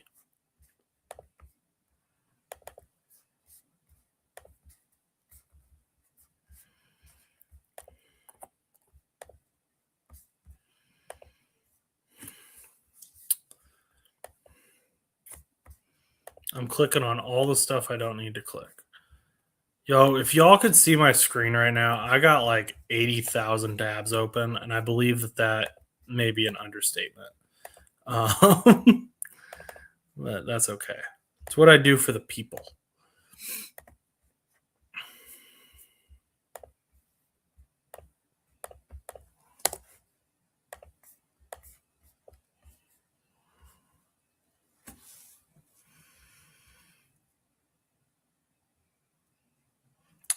Patriots traded up to pick 55. They're sending the Chargers pick 63, 131, and 202. So we have a trade.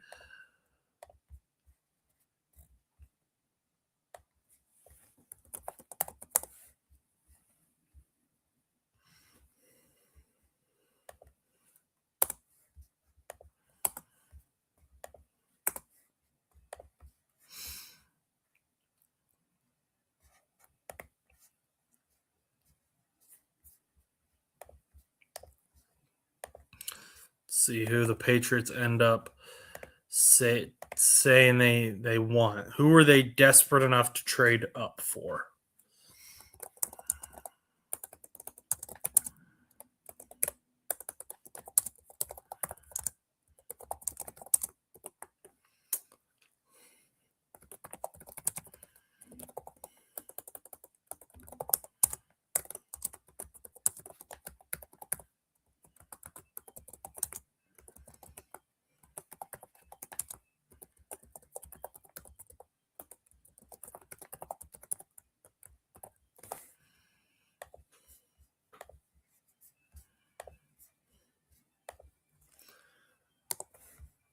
This is interesting. There's a minute 20 left.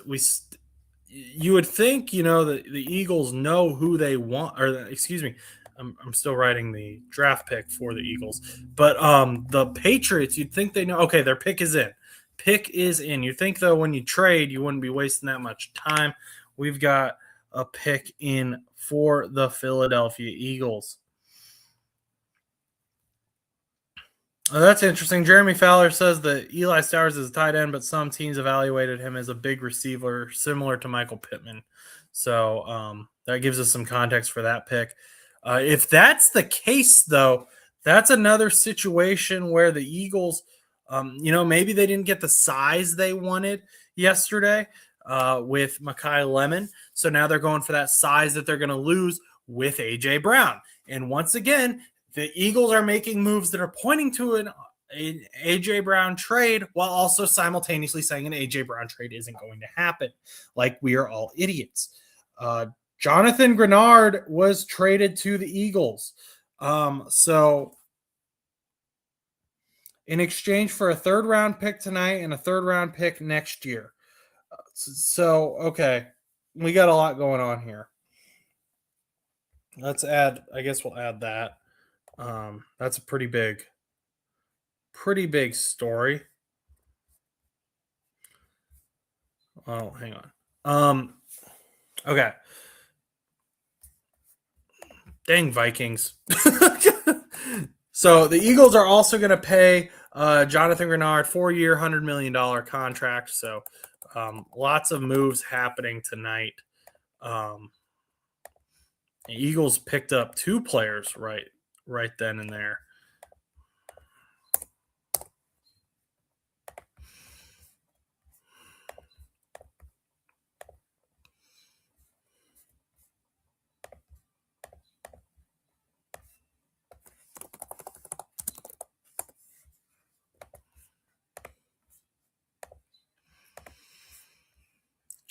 Let's see. Patriots selection is being read by Roger Goodell right now. Gabe Jacas out of Illinois, edge. Okay, so we'll pull him up here after we get Jonathan Grenard's stuff posted here.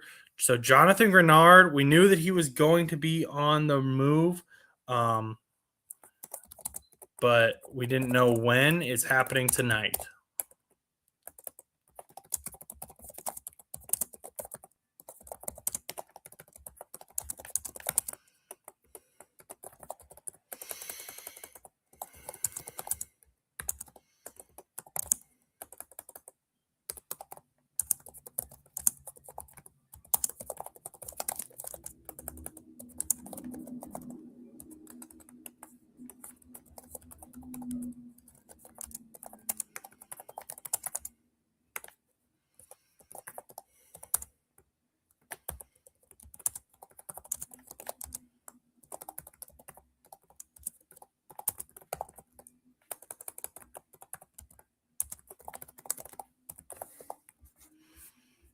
Okay.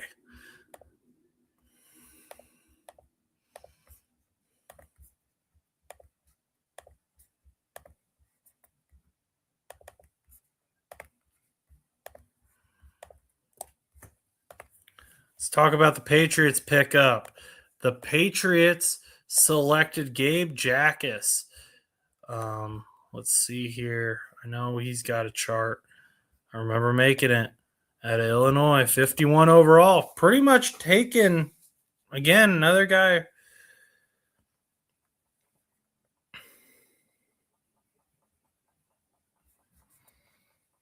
So Gabe Jacas, edge, 21 years old, 6'3", 270.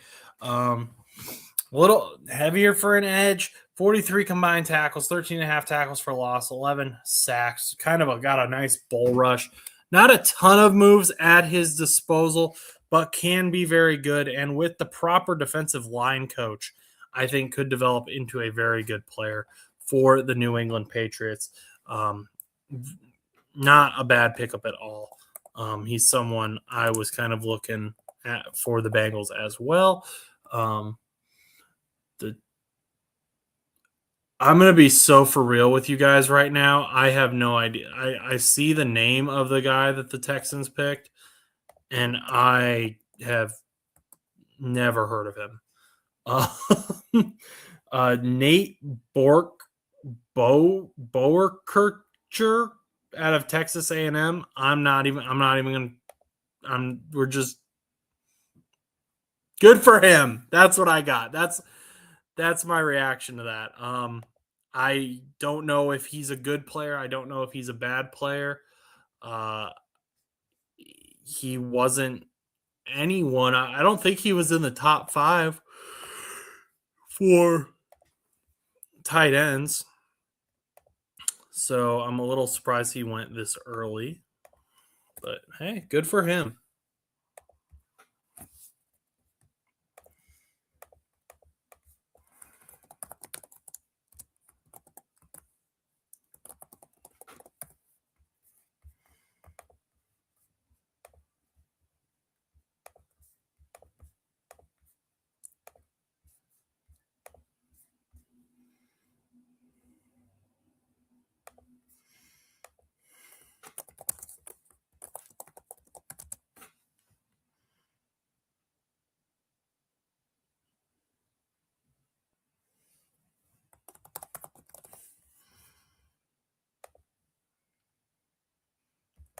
Couldn't remember. I couldn't remember if he was listed as an edge or as a linebacker. So I had to pull that up again.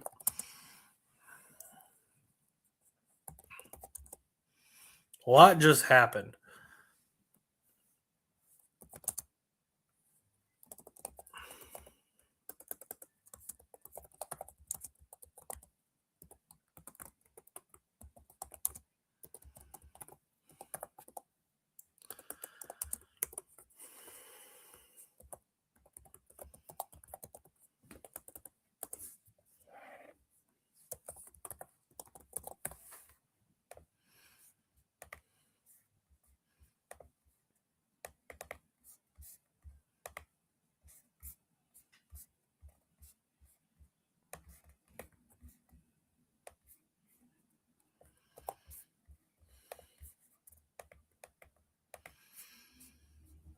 So Nate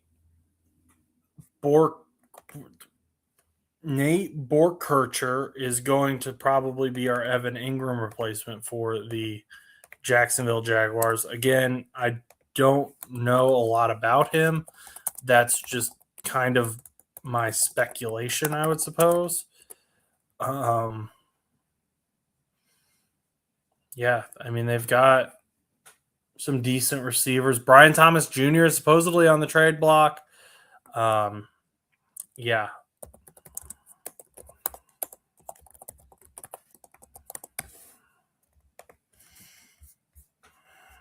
That pick kind of just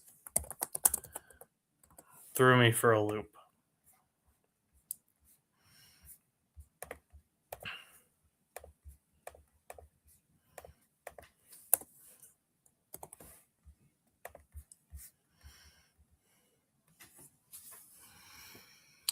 But hey, that just means that we get to research and learn about a player before the season starts. So that's exciting.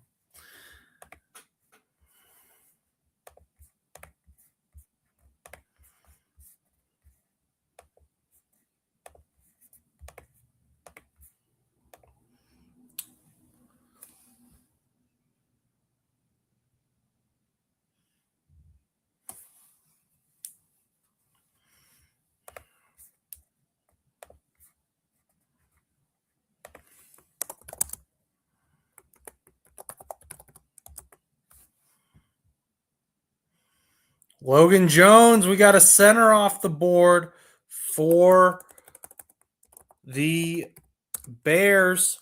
Drew Dahlman suddenly retired this year. They needed a center. They got a center. So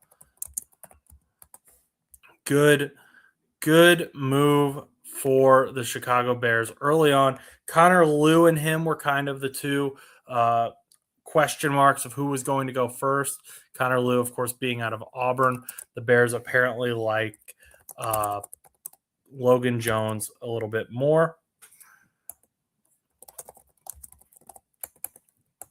Got to protect Iceman Caleb Downs.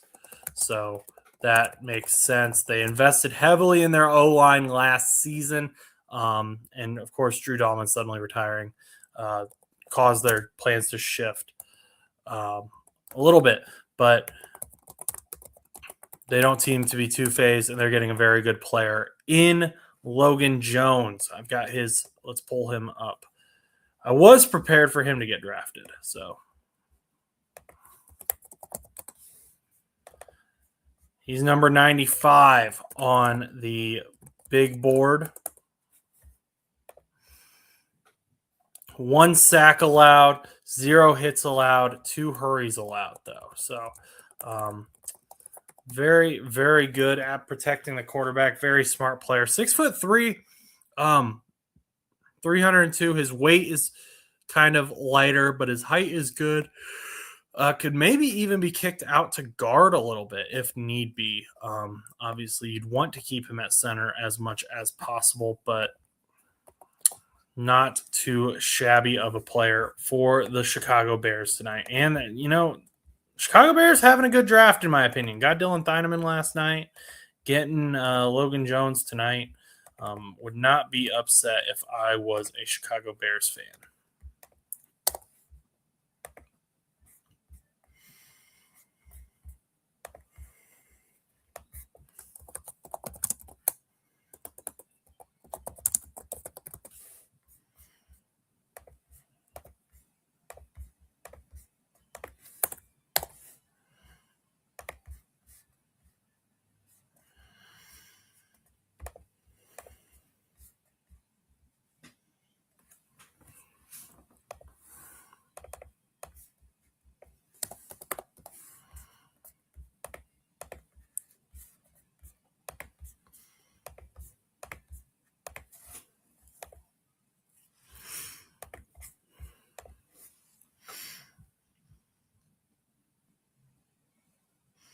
The 49ers have traded pick 58 to the Browns. So the Browns will also receive pick 152 for pick 70 and 107. So the San Francisco has traded to the Browns. The Browns took Spencer Fano, they took Casey Concepcion, and then they took Denzel Boston. So they've taken 2 wide receivers and an offensive lineman so far in this draft. We'll see if they finally go defense.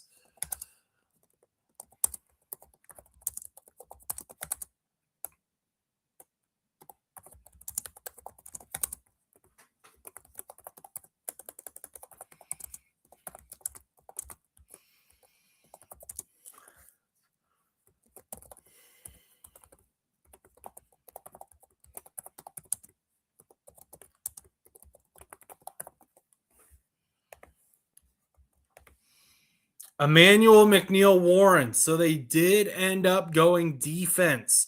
And a guy who we were waiting to be taken has finally been taken off the board. EMW, fantastic player. First person in his family to attend college, it says. And he is joining Quinyon Mitchell as the only 2 All-Americans from Toledo in the last 18 years. So that's kind of a cool stat. Quinyon Mitchell, of course, being an absolutely fantastic player for the Philadelphia Eagles, drafted a few seasons ago. So the Browns trade up, get their guy, go defense. Finally, it took 4 picks, and they finally get a defensive player. The Browns, they traded away some defense last year. They kind of retooled a little bit on defense. So, they lost their defensive coordinator. They lost Jim Schwartz, one of the best, I would argue, one of the best defensive coordinators in the NFL.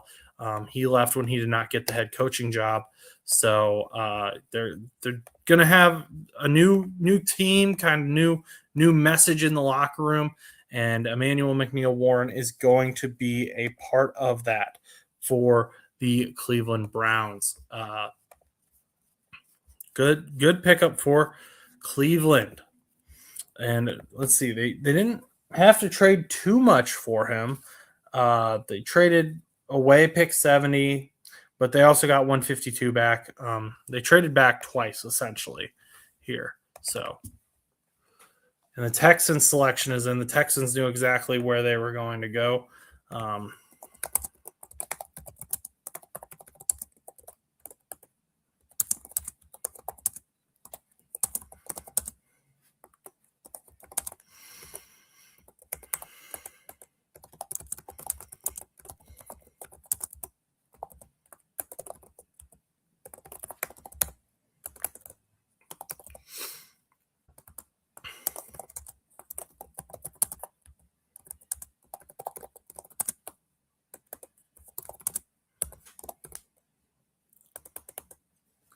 Marlon Klein out of Michigan. So they're going tight end. Again, not. I studied Marlon Klein a little bit. I thought Max Clare or Michael Trigg might go before both of these guys. We've got a trade alert. The Bears are trading their pick, so we'll get to that here here in a moment. To Tennessee. So Tennessee is going to be on the clock.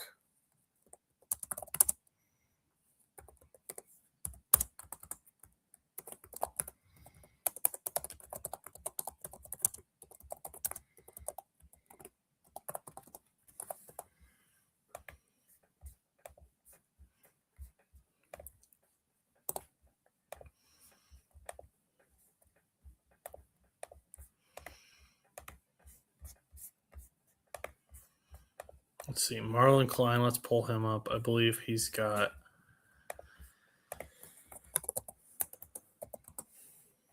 No, he does not have one, but EMW does. So we can talk about EMW while I post Marlon Klein's selection. So EMW, 21st overall on the PFF board, age 22, 6'2", good size for a safety, 77 combined tackles. Obviously doesn't really pass rush too often. Definitely more of a coverage player. He's not going to come up front very often, but he is a great pickup for the Cleveland Browns. Good selection out of Toledo. I like that pick. I hate that he's going to the Cleveland Browns, but I like that pickup for the Cleveland Browns fans. So congratulations, Cleveland Browns fans. You got a good pickup in Manuel McNeil Warren. And let's see, Texans got Marlon Klein. So the Tennessee Titans traded up to get Anthony Hill Jr. So I believe, have a thing for him. Yes. This is another guy I was hoping. I really hope the Bengals weren't hoping to take a linebacker in round 3 because they're starting to all fall. Jake Galladay was maybe in round 3, but Anthony Hill Jr. was definitely set for round 3. 21 years old, 6'3", 238 pounds, 69 combined tackles. He's got a little bit of a tackling issue, not a huge problem. Not enough that I would avoid taking him, but I would definitely be hesitant. I was a little worried about having both him, Barrett Carter, and Demetrius Knight Jr. all on the same team, all having tackling problems.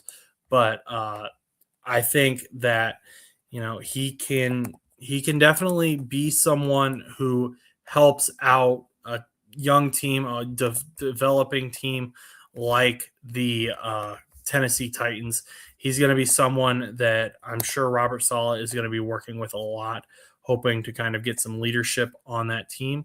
So, not a bad pickup. I don't know that they needed to trade up for him, but they decided to. They really wanted him, and that speaks volumes. So congrats to Anthony Hill Jr., number 60 overall.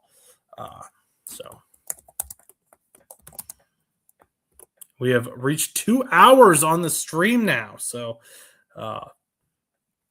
we've made it to 2 hours.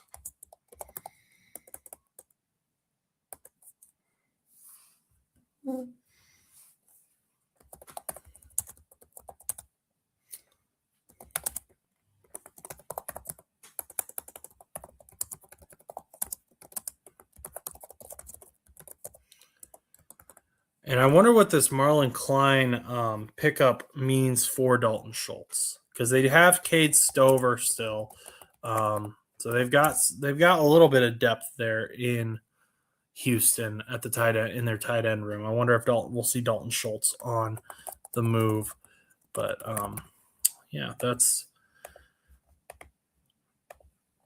that's a question for another day, I believe. So.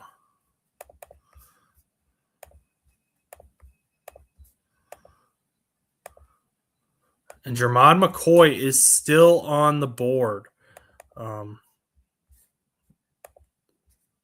He has That injury has just absolutely, and supposedly he needs a second surgery as well. So that's just absolutely tanking his draft value, unfortunately.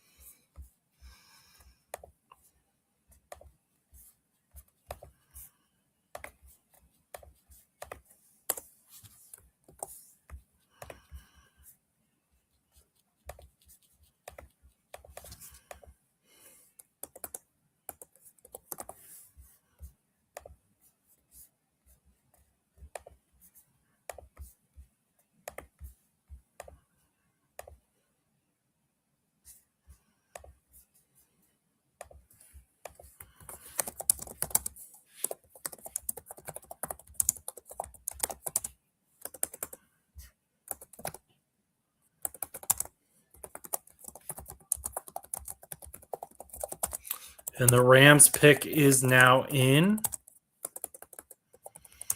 So we'll see where they go. Ty Simpson was their last big pick. They lost 3 corners in the free agency. They also lost Tutu Atwell. So see what route they go.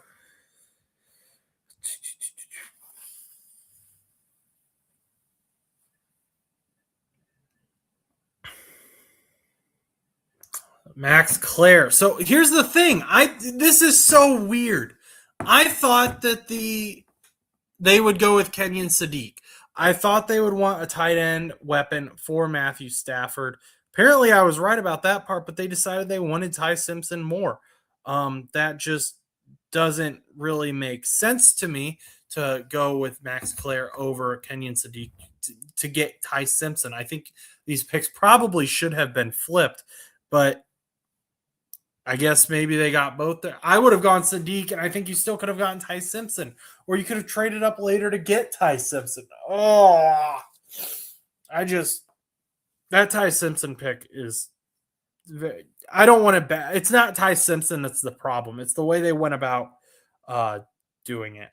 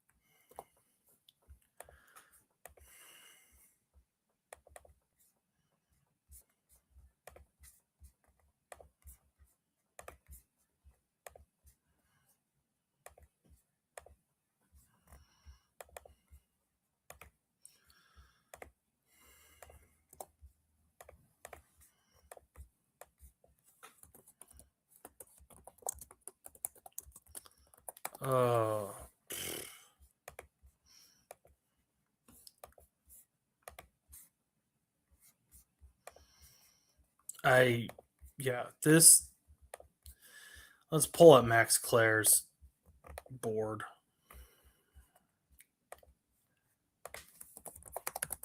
So Max Clare is a tight end out of Ohio State. Not the best receiving guy. He's a bit of a blocker, a little bit of a balanced tight end. He just kind of he can't. He's one of those guys who can do everything. He doesn't really do anything particularly well, though, in my opinion. He just kind of is above average in everything. Kind of a jack of all trades, master of none situation. But we'll see how he does with the Rams. I just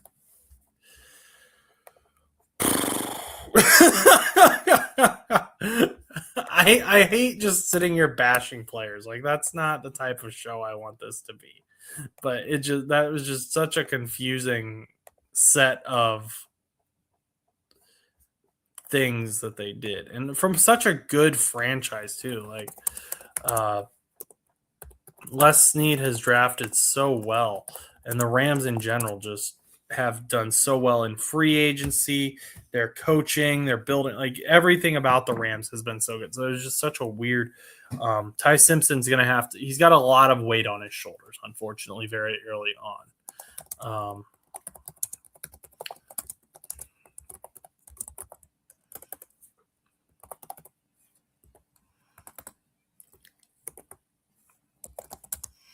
And it's not even anything he did. That's the part that's like sad. It's just, I mean, if he doesn't live up to the hype after Matthew Stafford retires, presumably, would be when you bring him in. There's going to be a lot of question marks. And then if like Matthew Stafford stays with the Rams for another 4 or 5 seasons, and then you've got questions about Ty Simpson. Like you're going to be paying this guy a lot of money. He went very early in the first round. What do you do with him? Does he become trade bait? Does this become a Anthony Richardson situation like what the Colts have? I don't know. I'm just speculating here. The Bills traded up to number 62, and they're selecting Ohio State CB Davison Igbinosun. So Igbinosun is off the board. He was close to getting a board. Let's see if he ended up qualifying. Sam Roush is a guy another tight end who I'm a little surprised is still, given the guys that have been taken, I'm surprised Sam Roush is still available. Davison Igbinosun.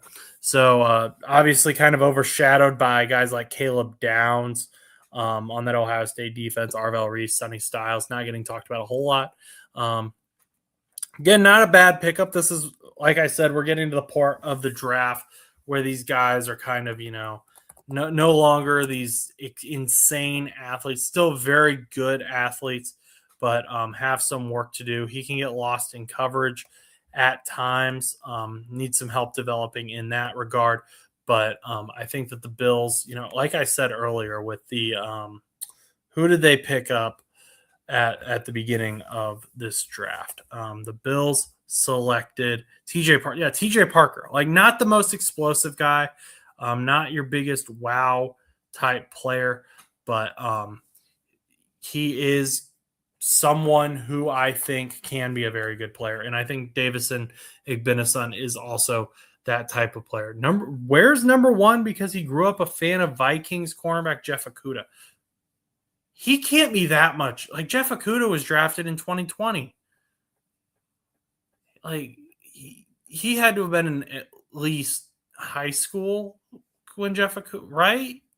I'm not that old, right? That's whatever. For those of you who don't know, I'm a youth pastor or a youth minister, and my high school class that I teach, they decided I was 55 years old. So I got that going for me. Apparently I look 55 to high school aged kids. So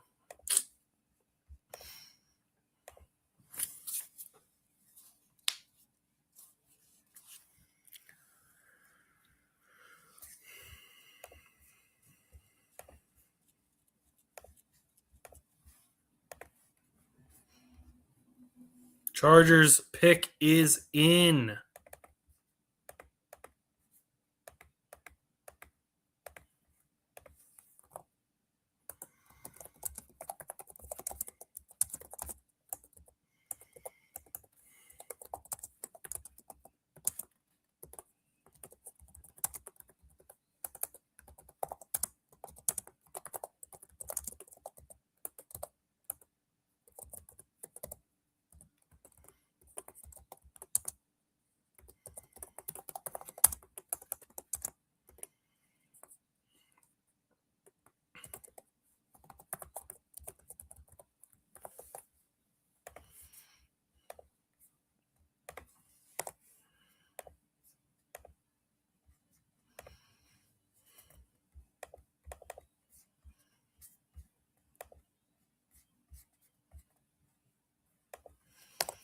So we got two Ohio State guys going back to back with Max Clare and Davison Igbinosun. Can we make it for 3? Will the Chargers make it 3? We're going to find out here in a moment.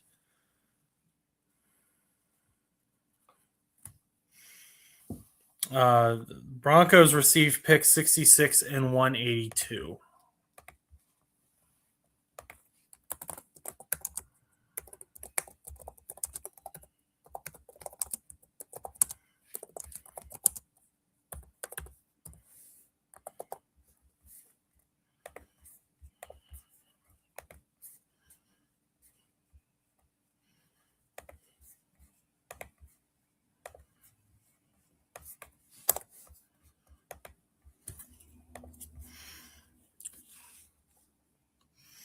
Okay, B Franks. I don't know if you're in here. I'm hoping for a guard for you because you've been wanting a guard since free agency and you never got him. So let's see what we got.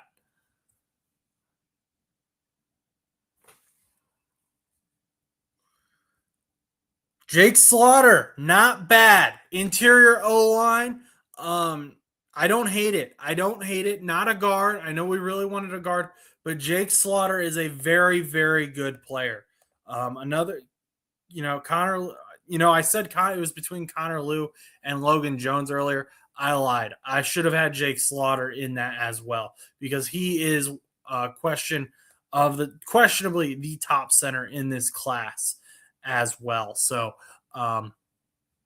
Jake Slaughter, not a bad pick up at all. Let's look at his numbers for 2025. So Jake Slaughter, 90 on the PFF big board. He's 23 years old, 6'4", 303 pounds. Another taller but just lighter guy. Only 1 sack allowed in 2025, 1 hit allowed, and 2 hurries allowed. Very promising, very smart player. I like that. I like that pick for the Chargers. You want to protect Justin Herbert, and getting top guys at each position on their line is going to be very important. Now, questionably, where do you go guard?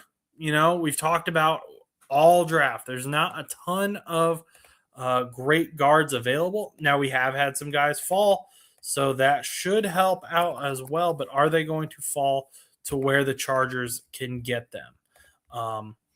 We saw the Texans reach yesterday in round 1 on a guard. Slaughter was first team All SEC in 2025. Lots of good stuff to be said about Jake Slaughter. I really don't think that this is a bad pick. Emmanuel Pregnon is still available. Could have maybe gone that direction. I wouldn't have hated that. But it's hard. It's hard to get a good center. So.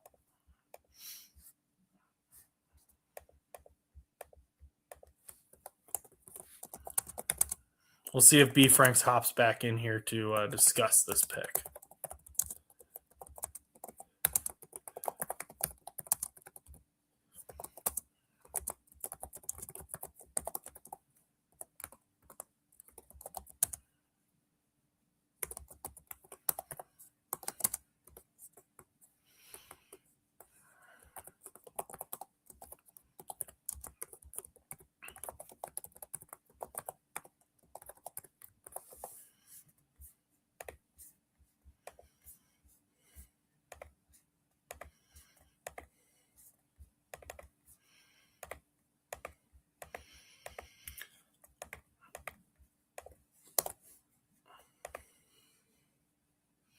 Seahawks pick is in. We'll see who they end up going with. Bud Clark. Oh, I was hoping he'd fall to the Bengals in round 3. Oh. Dang it. Mike McDonald, you didn't need more good defensive players. You're fine. Well, congratulations to Seattle Seahawks. You got a really good player here. TCU safety, Bud Clark. Good value here, I think. He was not being talked about a whole lot. He wasn't even top 100 on these draft boards, but he is someone who I'd been looking at. He's not perfect. There is flaws in his game, but I do see the upside in selecting Bud Clark right now. Borderline. We're almost into round 3. Are we in round 3 yet? I don't know. So 64 would be the end of round 2, starting round 3. So the thing that throws me off is the comp picks. I think those start in round 3. So congratulations, Seahawks. Your defense just got even better. The dark side, I believe, was that what you guys called your defense?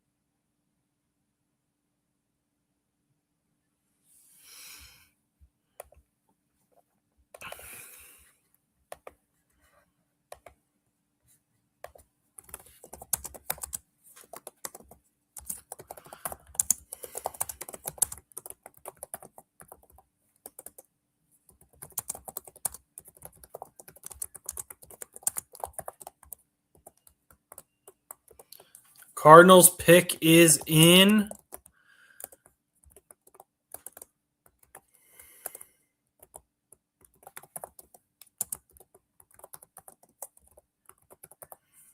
Do they finally go quarterback here?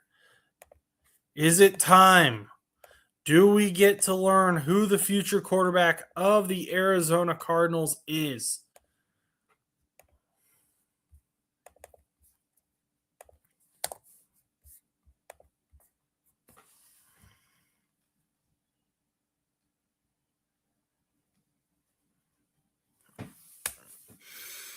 I'm so sorry, Cardinals fans.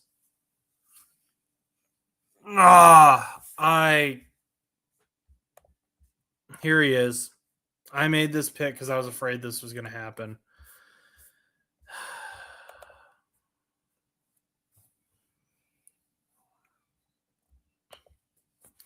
Carson Beck is the first selection of the third round. First selection of the third round. Quarterback out of Miami, 24 years old. I don't like to be negative. I really don't, especially, on days like today. But Carson Beck has been one of the most overrated prospects in the last few years, in my opinion. If they went with him in the 5th round, I could maybe see it. But going with him in the 3rd round is just insane to me. I don't think he's that good. He doesn't wow me. He doesn't amaze me. I'm sorry, Carson. If you're, I'm going to say the same thing I always say. Prove me wrong. Go out there and prove me wrong.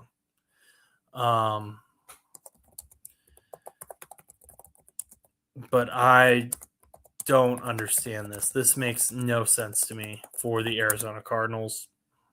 I'm interested to get Joe's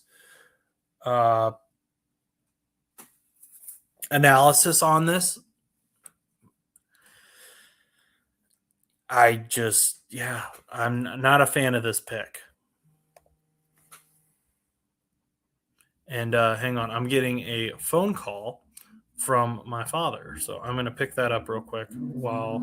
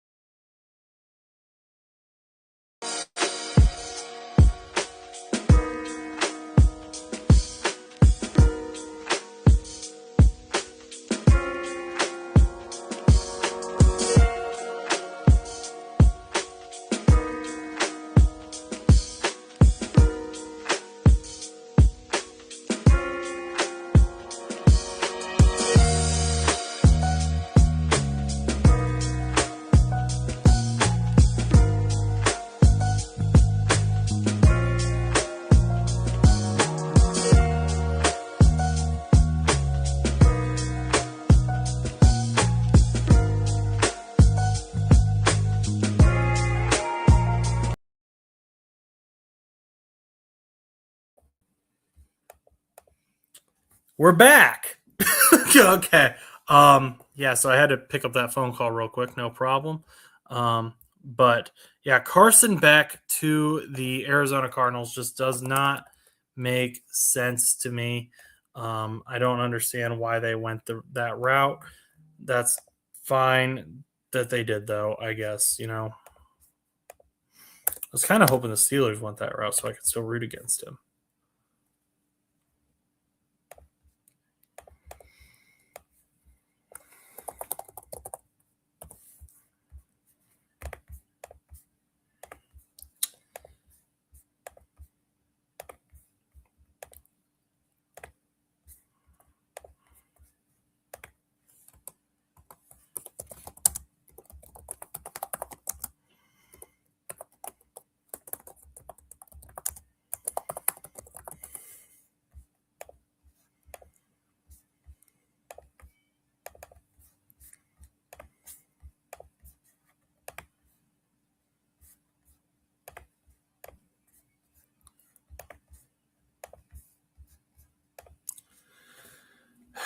Yeah.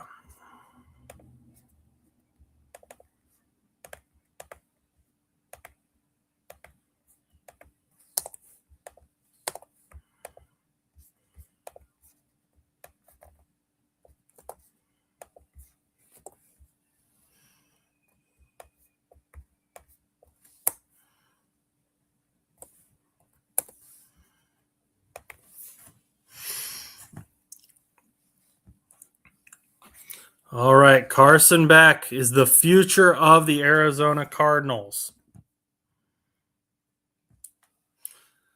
See if we can get a statement from Joe.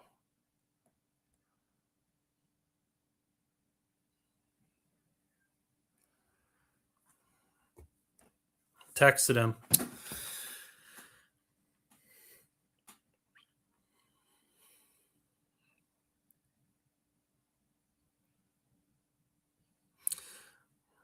Yeah, so I don't know. I don't know. Carson Beck, there's something that just is off to me about that pickup. I think he's cocky, I guess. I don't know. He's played in some big games. He just hasn't impressed me, I guess. We'll find out who the Broncos select here in a moment. You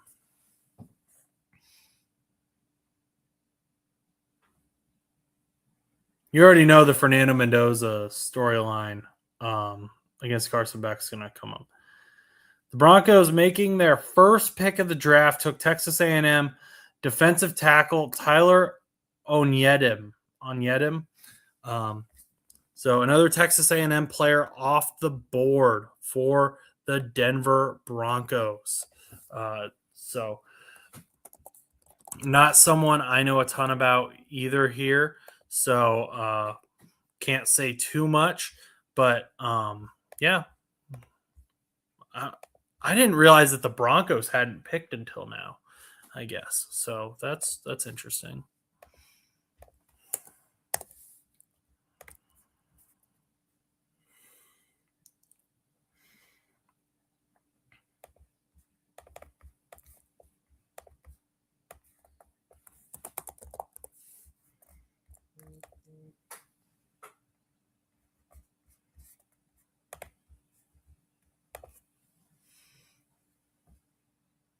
I asked Joe for his statement, and he said we're on to round 4. So, um, doesn't doesn't sound like he's too excited about him. He said he's going to look more into him, see if he was too quick to dismiss him. So, yeah, maybe this is someone that the Arizona Cardinals fans learn to love. Like I'm going to learn to love Cassius Howell. We'll see. Just Carson Beck, not my favorite guy, not my favorite prospect.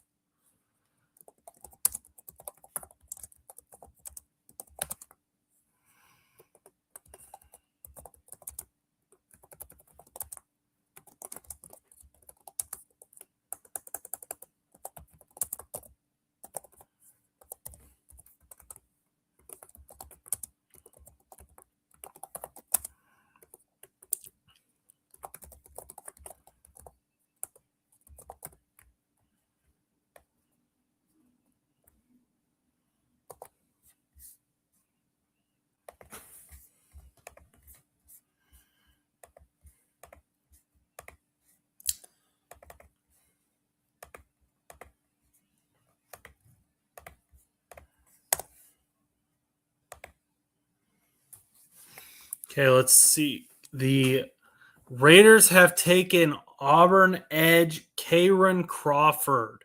He spent some time at Arkansas State. Very promising player. Again, we're here where they kind of, we're getting into that. Maybe someone who isn't going to start year one, but they may eventually become a starter.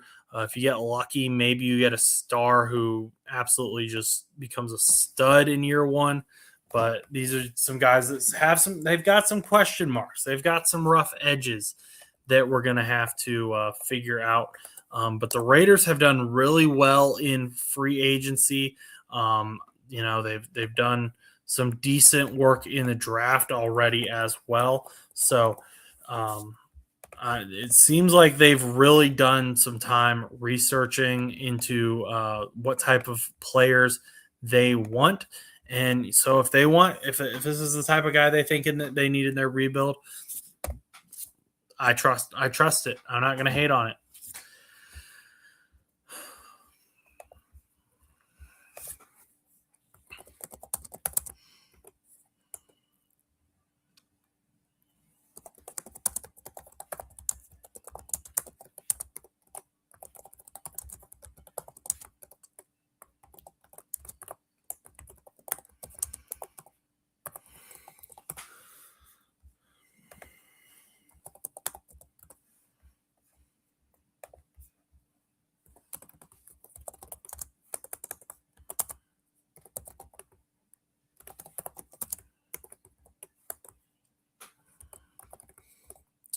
Okay, who does Howie Roseman take?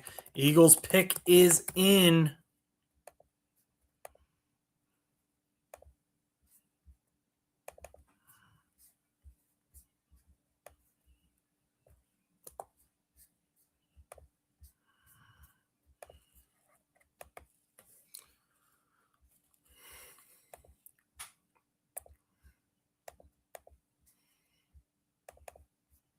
They've gone Mekhi Lemon.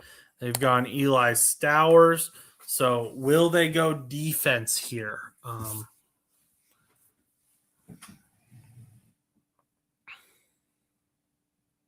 looks like edge is being listed as their top need according to Field Yates.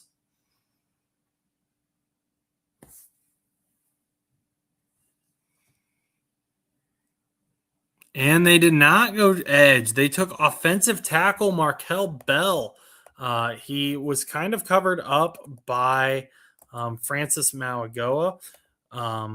So he wasn't talked about as much. But Markel Bell, he's a good, solid prospect as well. Let's look at him here. Some big boy there on side. Age 21, so still a little bit younger. 6'9", 345 pounds. He can move some bodies. He was a staunch protector for Carson Beck with the Hurricanes, and now he is going to be a protector for Jalen Hurts. So, good pickup for the Eagles. The one concern I would have with all that size is that maybe he can't move as quick. He did allow 14 hurries, though no sacks. So he's got that going for him. But 14 hurries allowed, so there are guys who get around him at times. But this could be a very good pickup. Maybe we don't see him as much in the run game as a downfield blocker, but just as a protector in the passing game.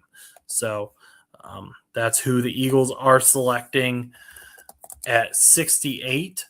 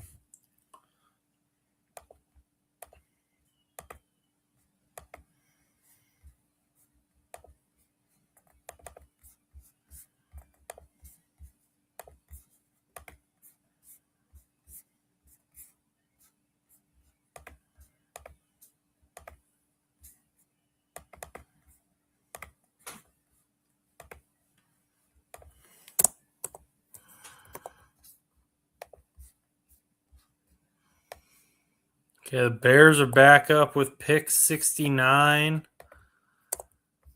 Oh, who was pick 57? Did we miss? For those of you who didn't see, the Bears originally had it. The Bears may have had it as well. They may have kept it, but that Logan? Is he Mr. 57? The Heinz company was teaming up with Devin Hester to give whoever was pick 57 the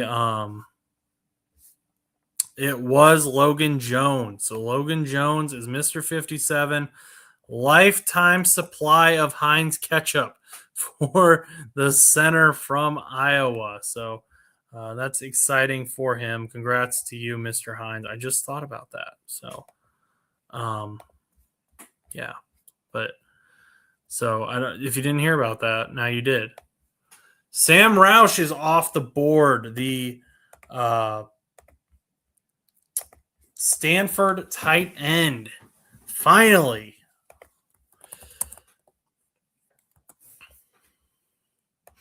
And Ben Johnson likes his tight ends. Liked Sam Laporta. Obviously loves Colston Level, and they've got Cole Kmet as well. Going Sam Roush, maybe we've got some questions about the future of Cole Kmet with the Chicago Bears. Is he going to be a potential trade candidate? That's something to keep an eye on. Him and Dalton Schultz, after tonight's picks, could be some trade candidates. 6'5", 260 pounds, 545 yards. Again, not total. All he does is receiver. He can block as well. Actually, it looks like they're showing him as a blocker right now. Oh, he was a blocker, and then he went out to catch the ball, and it ended up as a touchdown. So just great player overall. They have him listed as Nerd Nation since 2023, 1,167 yards, 22 contested catches. Very good for a tight end. So congratulations to Sam Roush out of Stanford. And now we are waiting on the 49ers selection. They went Romello Height, one of, I believe, the older prospects in this draft. Let's pull his card up. So Romello out of Texas Tech, edge, 25 years old. Yeah, one of the older draft picks here. That was really the only reason. Again, him and Akeem Mesidor both kind of fell due to their high age. I think that Romello, though, is a very, very well-rounded player. Just maybe took a little bit longer to develop for whatever reason.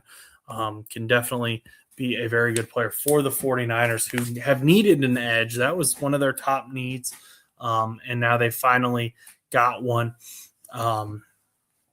They took Michael Williams last year.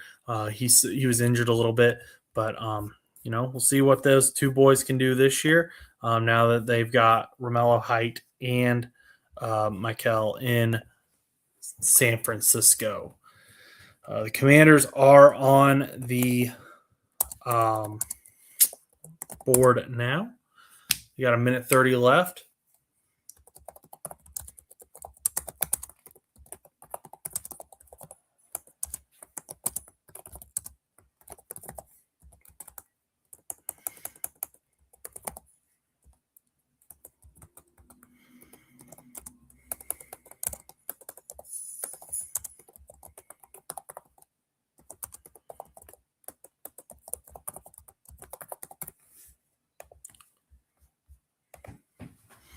Less than a minute for the Commanders.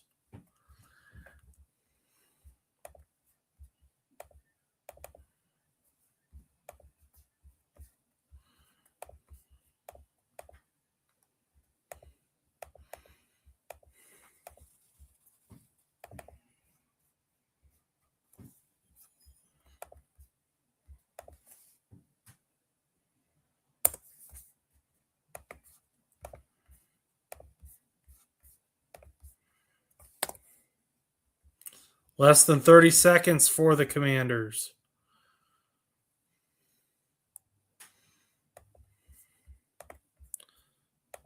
Less than 15 seconds. What are the Commanders doing? 10 seconds. 8, 7.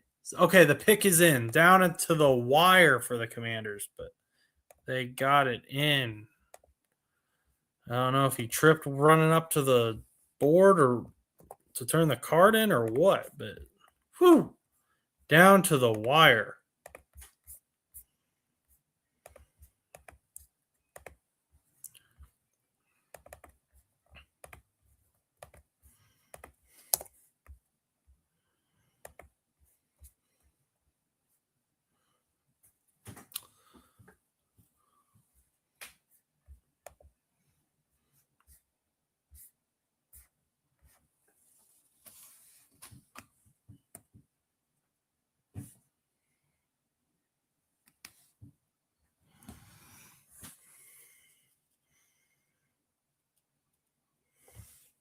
They're going to end up taking Antonio Williams. The Commanders are. So we'll get him taken care of. I'm still trying to catch up here with these posts. Got Romello White.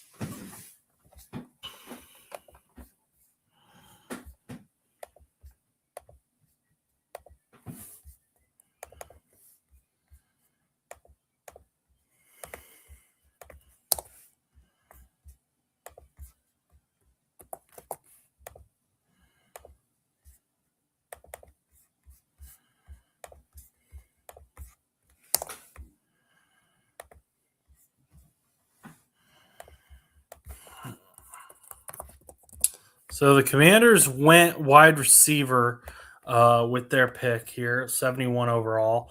Bengals are going to be up next here. And I really don't have any expectations, not because, I think they're going to draft poorly, but because all the guys who I really wanted the Bengals to take are off the board, Jacob Rodriguez, D'Angelo Pons, Anthony Hill Jr., CJ Allen ended up getting taken after falling. So I'm honestly kind of interested to see what route the Bengals go now that they decided to, they seem to they keep saying they believe in their linebackers, and all of their decisions to this point have, shown that to be true. So, maybe we'll see. We'll see.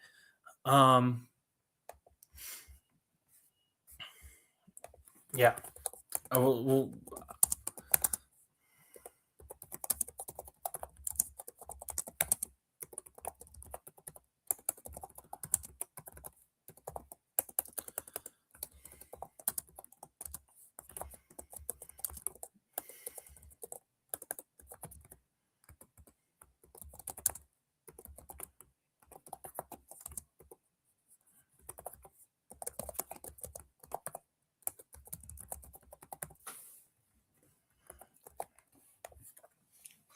They're very happy about Antonio Williams in the war room for the Commanders. So I guess good for them. Getting Jaden Daniels another weapon. Very exciting. Deebo Samuel's kind of older now, so getting younger at the position. Terry McLaurin, of course, but if you got him double teamed, you don't really have anyone. Good at following the ball downfield. Very good, decent route runner. Gets a little wide at the break at points, but that's something they can work on. And he's going to have one of the best route runners in the league in Terry McLaurin to help him learn. So Antonio Williams, not a bad pickup for the Commanders. Good slot wide receiver that they can use. Getting him in round 3, not bad at all. Now we got the Bengals on the clock. They've only had one pick this draft so far. They went edge Cassius Howell. So the pick is in. And we haven't used this in a while. Let's use it again. Let's see who the Bengals get. I really don't know what route they're going to go. So let's see here.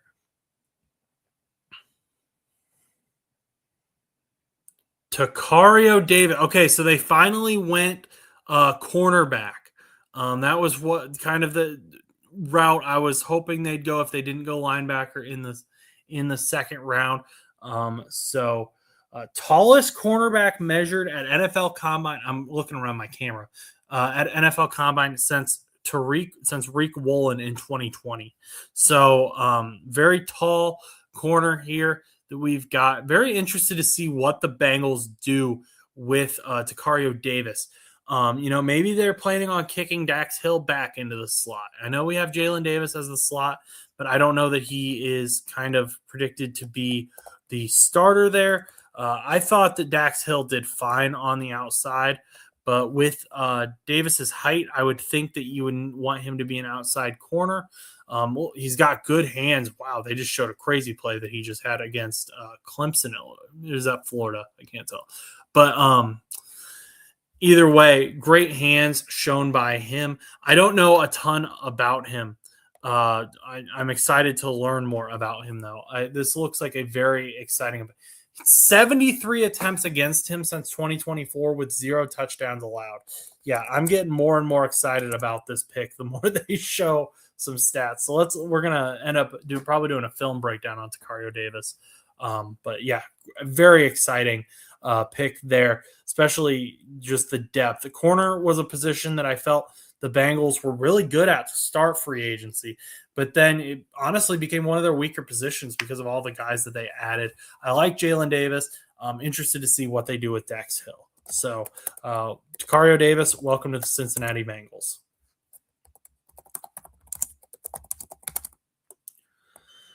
And we've got another tight end off the board. Oscar Delp from Georgia played behind Brock Bowers. He has played every game for Georgia since 2023. So kind of got the spotlight stolen from him by one of the greatest tight end prospects we have seen in recent years in Brock Bowers. But, he got some good hands, got good yards after catch here on what they're showing. So,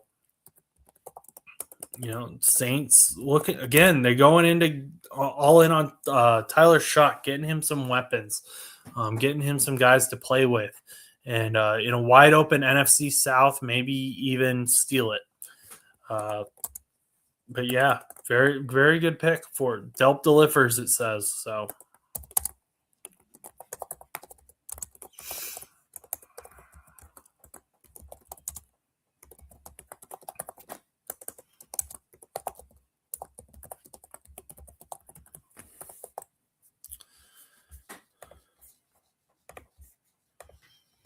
the Browns ended up trading their pick to the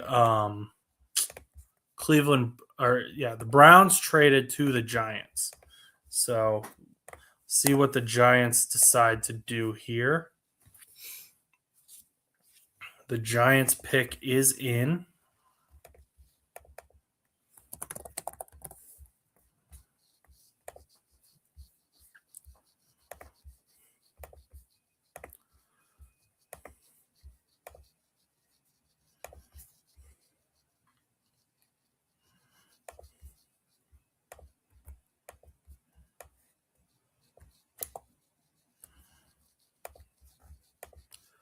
Malachi Fields. That's a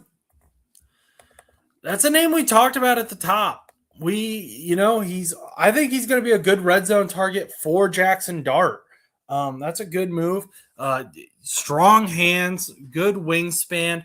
Not the best route runner. Has some slight drop issues, but Malachi Fields is a very, very aggressive and he's the type of wide receiver that likes to go up and win contested catch balls, which is something that they've already got their pure route runner in Malik Neighbors. So getting Malachi Fields as just your guy who you can toss the ball up to in the red zone to get those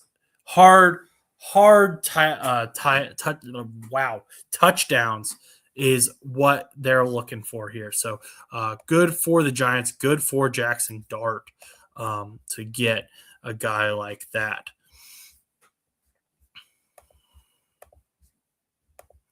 So congratulations. They traded for him. I'm waiting to see if we got some trade compensation. Cleveland gets a 2027 fourth round pick. Browns gave up 74, got 105 and 145 along with that fourth in the deal. So got 3 picks effectively for the one. The Giants apparently really wanted Malachi Fields, so good for them. And the Browns, they keep going. They kept going with wide receivers, so maybe the Browns, they were a little scared.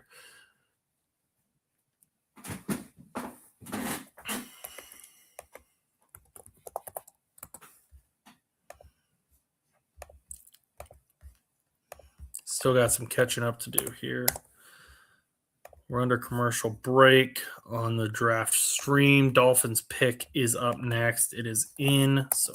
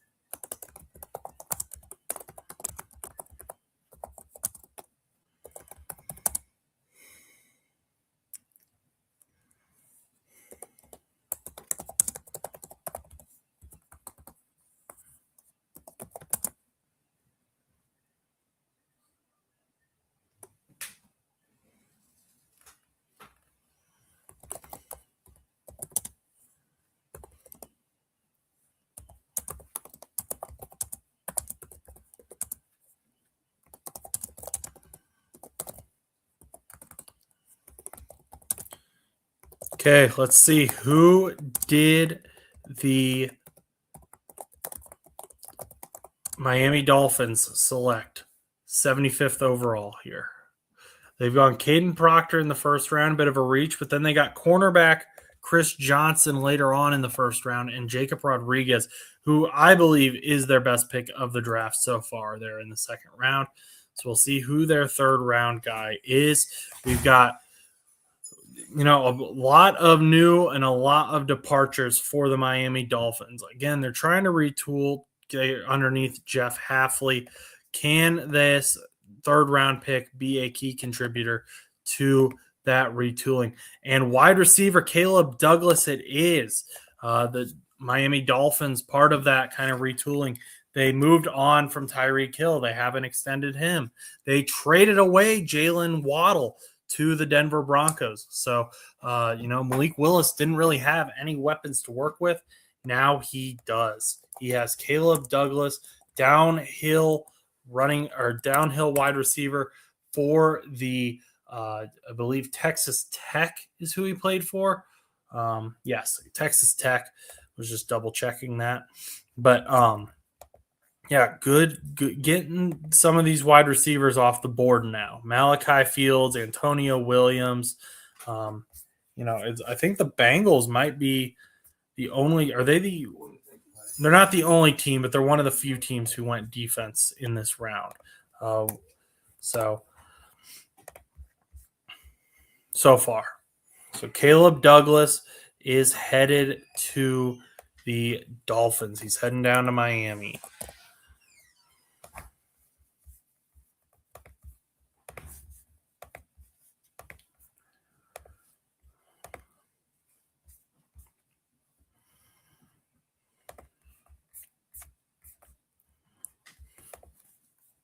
And the Steelers pick is in. We'll hear that in a little bit.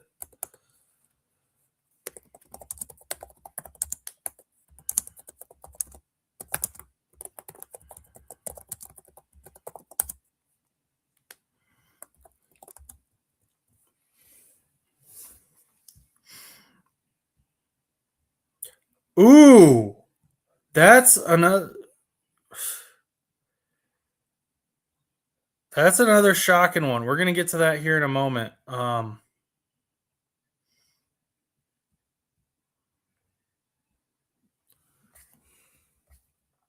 Drew Aller to the Steelers. So, very, very shocking. Very shocking there.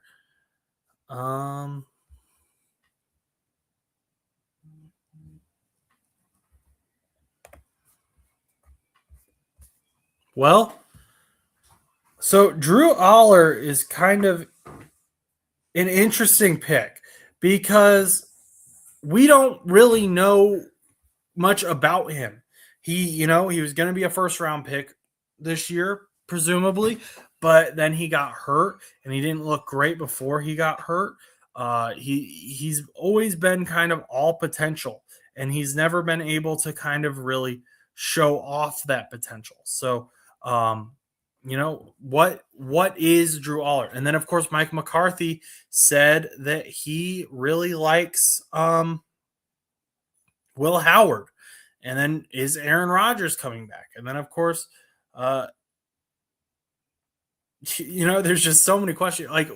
So many question marks in the Steelers quarterback room. And Drew Aller is another one of those questions. So, hey, maybe it works out. Maybe it doesn't. Obviously, Penn State, close to Pittsburgh. I don't know if that had an impact on it, but definitely a very raw prospect coming in to Pittsburgh. And Pittsburgh kind of, I don't know if they consider themselves in a rebuild, but they kind of gave that impression that they were in a rebuild with the selection of, moving on from Mike Tomlin, going over to Mike McCarthy, but also Mike McCarthy's not super young either.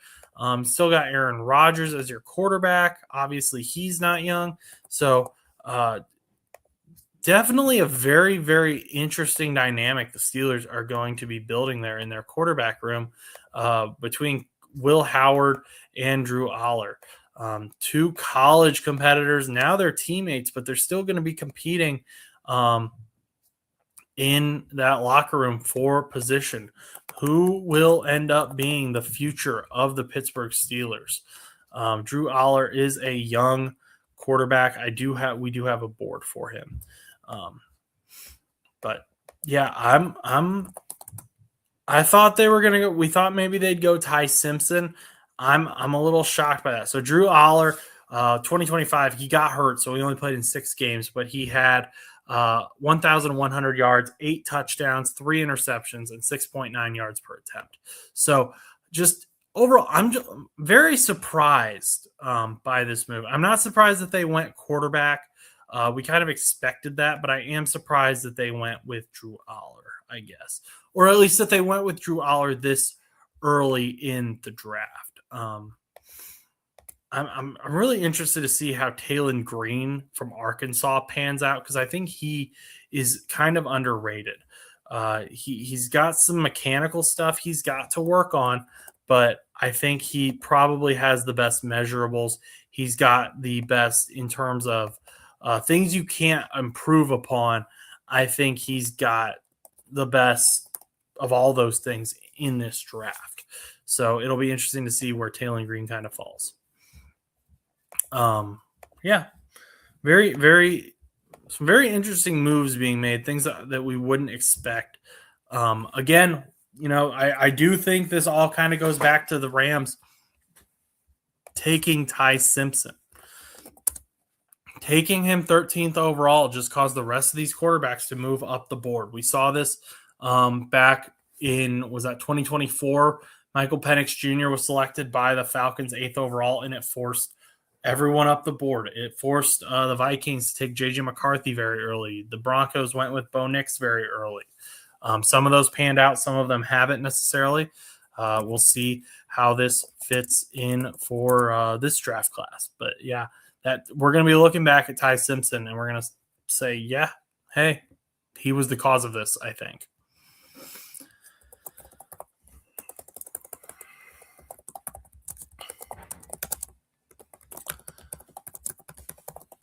Just very, very shocking move there for the Steelers.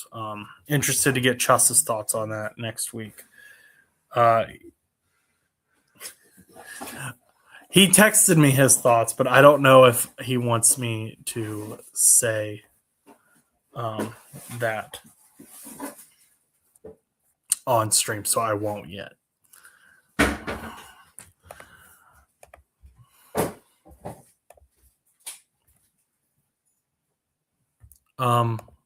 For whatever reason, my dad just turned off the light on me, so I'm going to go turn the light back on here in a moment.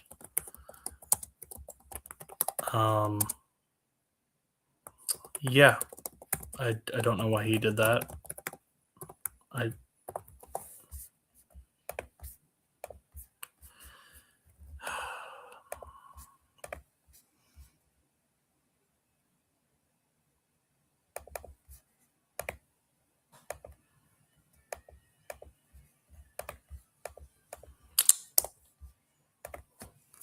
Let me go flip the light back on.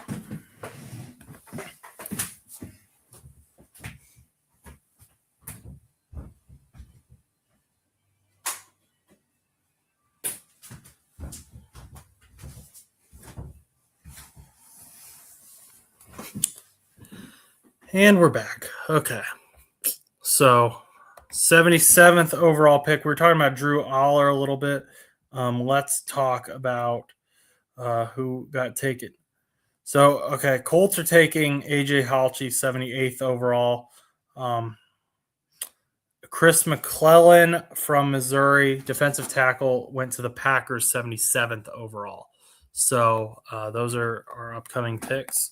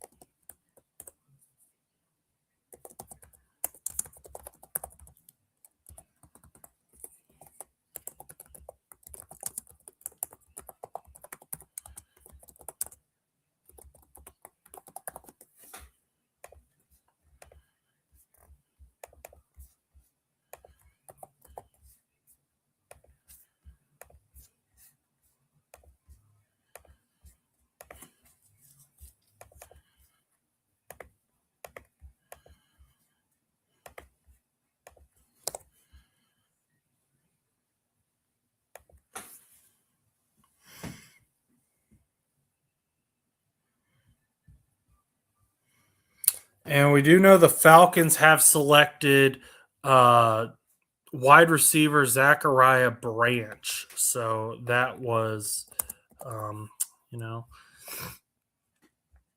so we're doing a little bit of catch up here again. These are going a little bit faster than what we can get through them. AJ Halchi, is going to end up being a Nick Cross replacement. It seems like, or Travarius Ward. Either way, the Colts need safety.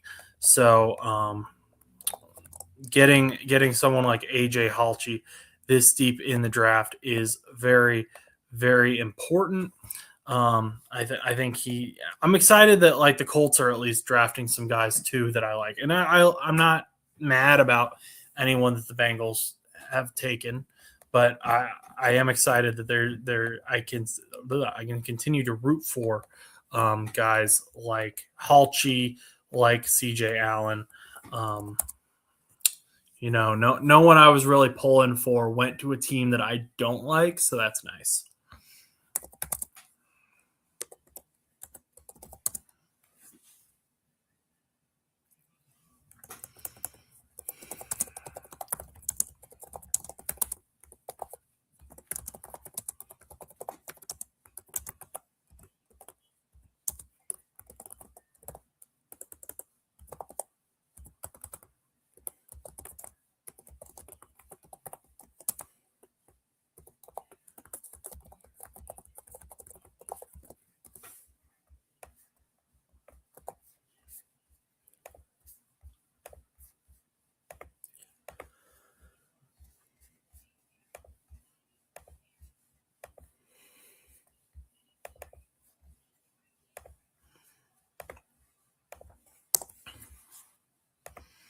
Next up for the Falcons, we got Zachariah Branch out of Georgia.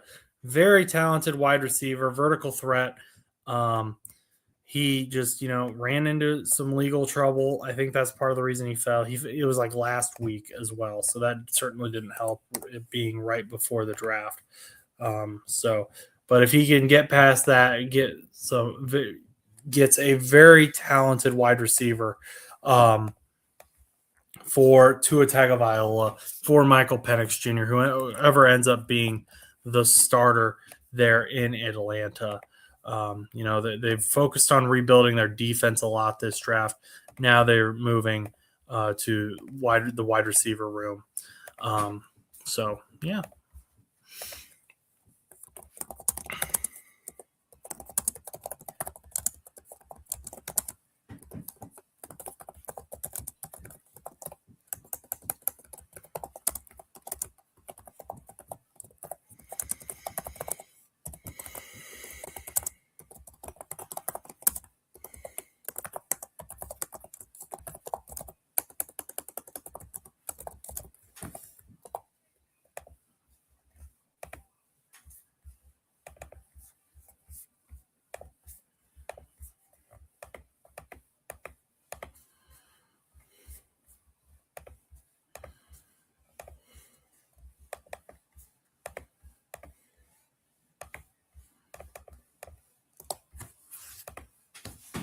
See who's going to go pick 80.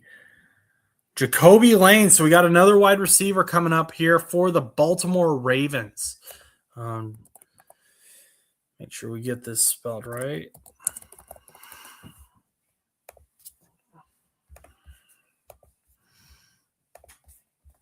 So I believe Zay Flowers, they picked up his fifth-year option.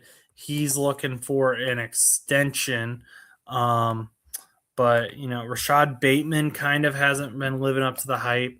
They also don't have a true wide receiver 3. I'm trying to think of who. I'm not even sure who's on the Ravens anymore. They've had so many guys coming in.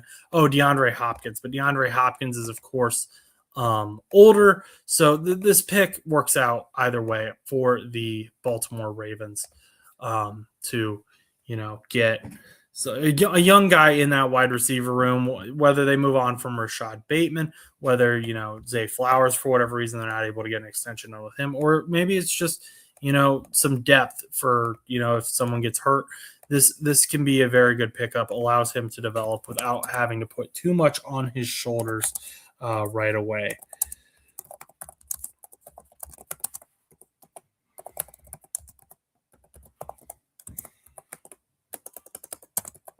And he comes from a very good program. USC has a very good track record with wide receivers, guys like Drake London, for example. So definitely nothing to scoff at. Doesn't worry me a whole ton. There are players that I was worried the Ravens were going to get a hold of. They didn't get them, thank goodness. But Jacoby Lane is nothing to scoff at. That wide receiver depth can be handsy, physical wide receiver against corners. Maybe force even some pass interference calls for some easy first downs. But ultimately, the Baltimore Ravens are going to be looking to extend Zay Flowers still. 26 contested catches, which was fifth most in the Big Ten. So definitely a very impressive number there for Jacoby Lane and the Baltimore Ravens.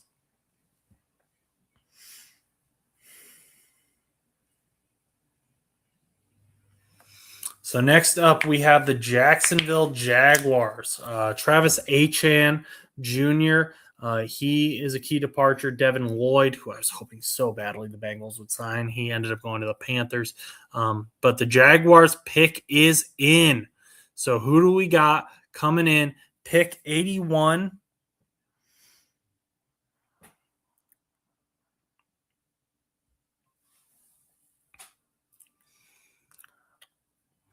They went tight end earlier. They've got some big names out there.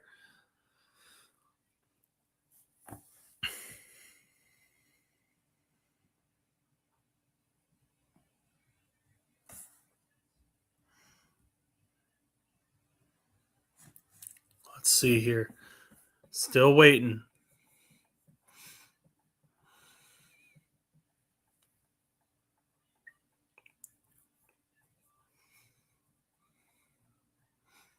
They got the draft. Chris Bell is still on the board. Very good prospect, like I said. Another kind of Deebo Samuel type player.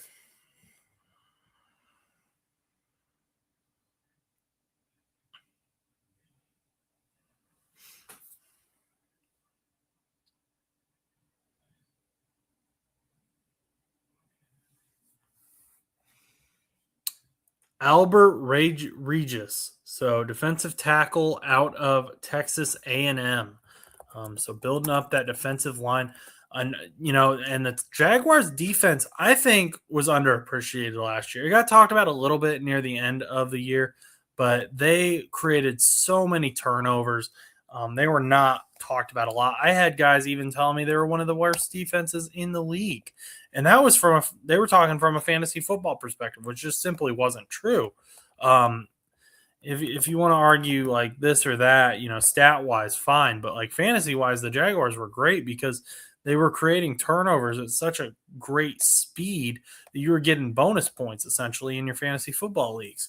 So adding pressures up is just adding men up front to create pressures, I should say, is just going to help that secondary, force quarterbacks to make bad decisions. And ultimately, this is what adding a defensive tackle does. Also helps you run stuff a little bit. In a division with guys like Jonathan Taylor, you've got to be able to do that. You also, Houston Texans, they've got Woody Marks, who had a great rookie year last season. So getting some big boys up front is very important for the Jacksonville Jaguars.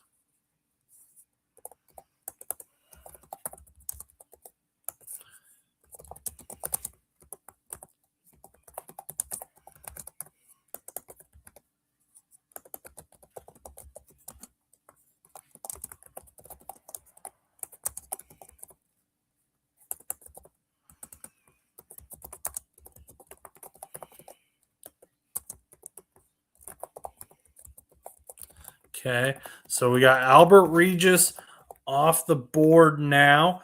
Let's see who's up next.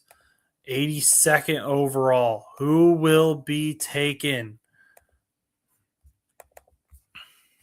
A lot of Texas Tech, Texas A&M players. Have we seen a Texas player since Anthony Hill get taken?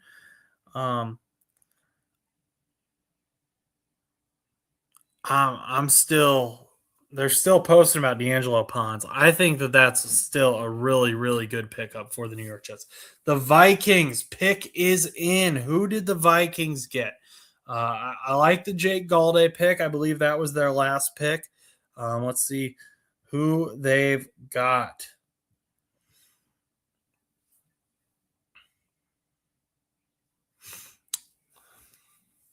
We're waiting. We're waiting.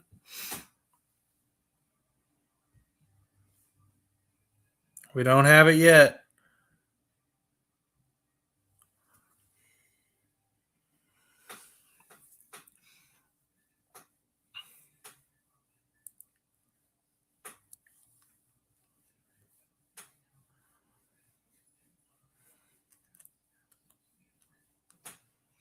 They need a center, safety, wide receiver, and cornerback, according to Field Yates.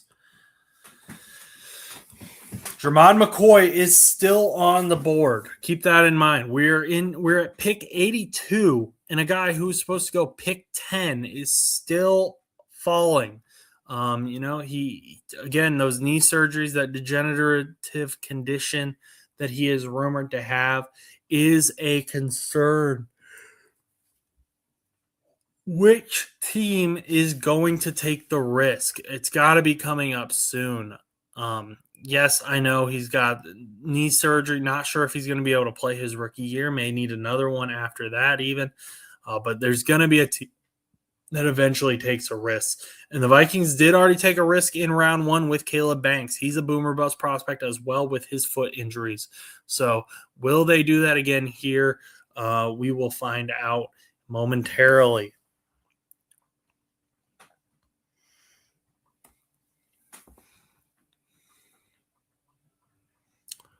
Dominique Orange, defensive tackle, Iowa State. So they traded Jonathan Grenard earlier this evening at this point, and now they've got another replacement. So Jonathan Allen and Jonathan Grenard are both off the team, looking for their replacements up front. I think Grenard technically is listed as a linebacker, but I'm pretty sure Chris would be able to correct me. I'm pretty sure he lined up at DT quite a bit as well, like as an over the top type guy, kind of like what the Bengals do with Shamar Stewart or did with Joseph Asai. So, but yeah, getting some big boys up front, helping out Dallas Turner now that Jonathan Grenard is gone.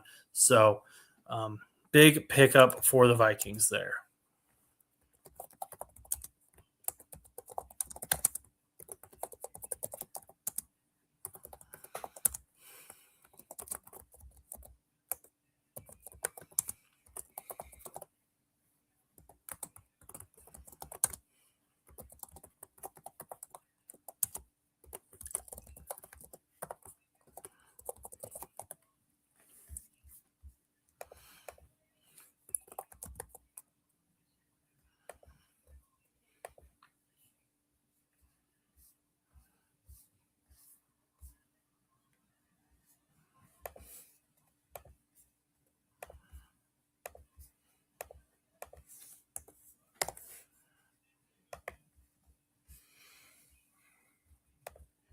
Got Jake Delhomme to announce the Panthers pick.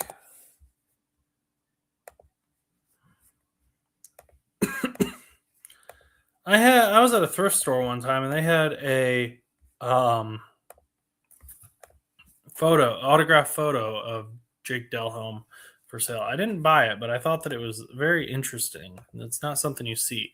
And the Panthers select wide receiver Chris Brazzell the second out of Tennessee. So Chris Brazzell is a very, very aggressive, physical wide receiver at the point of contact. He's going to go up and get those contested balls. That's a type of player that the Panthers have needed to get Bryce Young. Xavier Legette just has not lived up to doing that. He's had some drops issues, so the Panthers are hoping that Chris Brazzell is going to be able to help out Mr. Young in a season that, once again, we're looking to see if he's our guy. And Brazzell, he's good with his feet, stays on his feet, doesn't fall down, has great body control.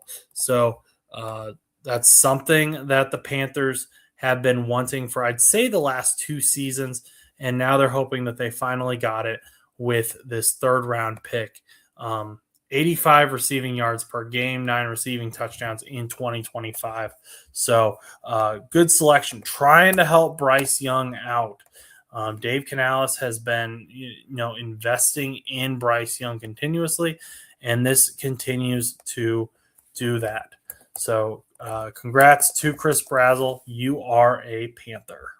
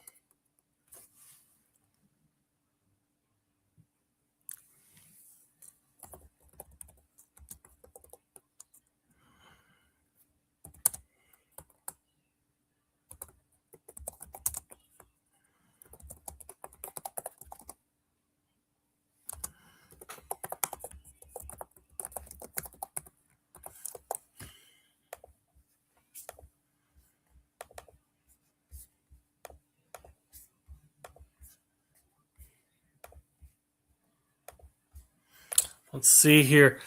Who are the Bucks going to select? You got some. I'm thinking defense. They've been going defense. Todd Bowles, defensive coach, and that's where the team has struggled. Of course, they did lose Mike Evans, and that's a huge loss. There are some big body wide receivers that are still available, so maybe they go that route. So we will see. Still waiting on that pick to be announced. Chris Brazzell would have been a great option there. I believe he's got a card. While we're waiting on the Buccaneers, let's pull up his graphic here.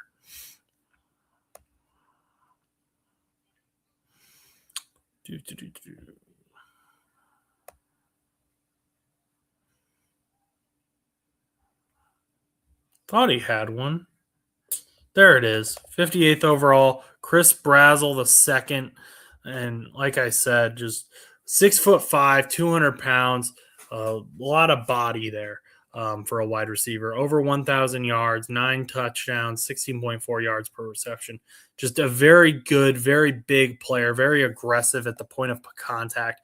He is going to be a great target for Bryce Young, great red zone target. Finally kind of have a guy who goes up and fights for maybe those balls that aren't as perfectly placed but are catchable. So Bryce Young is going to love to have him. And we just got back from commercial, waiting on the Buccaneers pick. The Browns are on the clock at 86. They traded with the Chargers. So let's see. We got the Bucs coming out here to make their announcement. Who is going to be heading to Tampa Bay, Florida, joining Ruben Bain Jr.?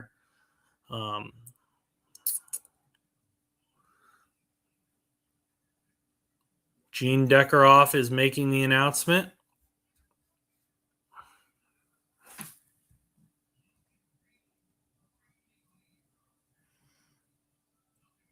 Ted Hurst. Ted Hurst is heading down to to Tampa. 97th overall PFF grade.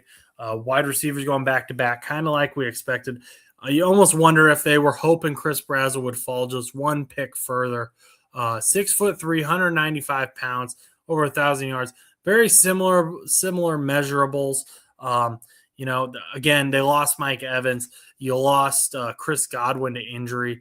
Emeka Egbuka has looked great, but you still need that big body player who's going to go out there and just be a physical guy.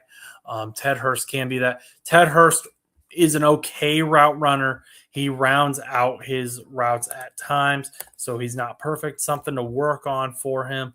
But, overall, I think this is a good pick in the third round. Good at following the ball, good at doing a lot of things. He can easily be a wide. If Emeka can, kind of maintain what he did last year, he kind of fell off near the end of last year because he started to get double covered. But if he can be a wide receiver 1, I think Ted Hurst can elevate to wide receiver 2 and keep Emeka from getting double teamed. So that is a good pickup. Good pickup. I like it. And we're going to go deeper into all of these pickups throughout the offseason as well. So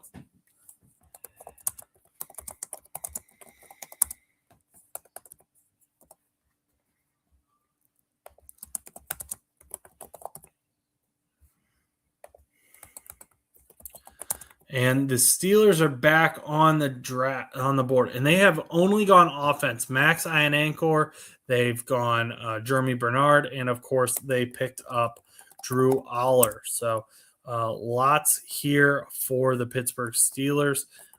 Do they finally break that mold and decide to go defense? Pick 85. Defensive tackle Cam Hayward coming out to read the announcement. Is that a sign that we could get a defensive player here? Maybe not.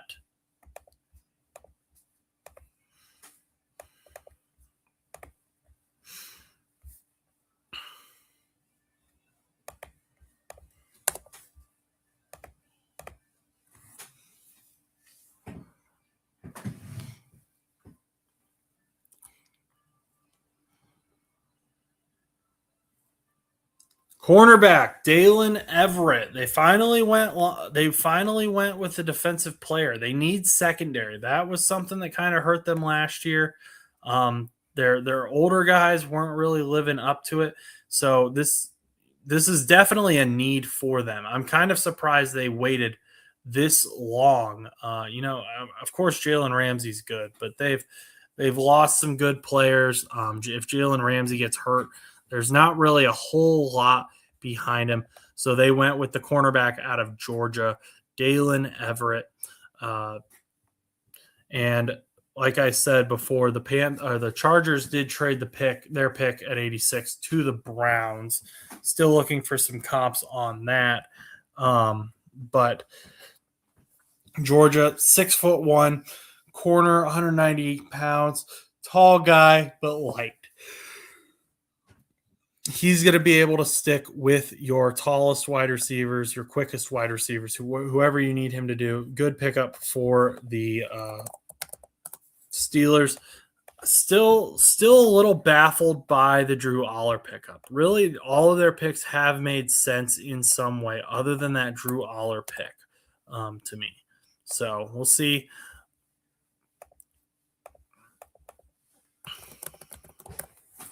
And we have, I don't know who this is. I apologize to this lady, but Kimberly Fields. I apologize, Kimberly. But she is going to announce the Browns draft pick. And that is Austin Barber, offensive tackle out of Florida. So we saw Jake Slaughter go earlier in the night. Now his offensive line teammate is going right around later. Or did Jake Slaughter go? No, Jake Slaughter went late round 2, I believe. But anyway,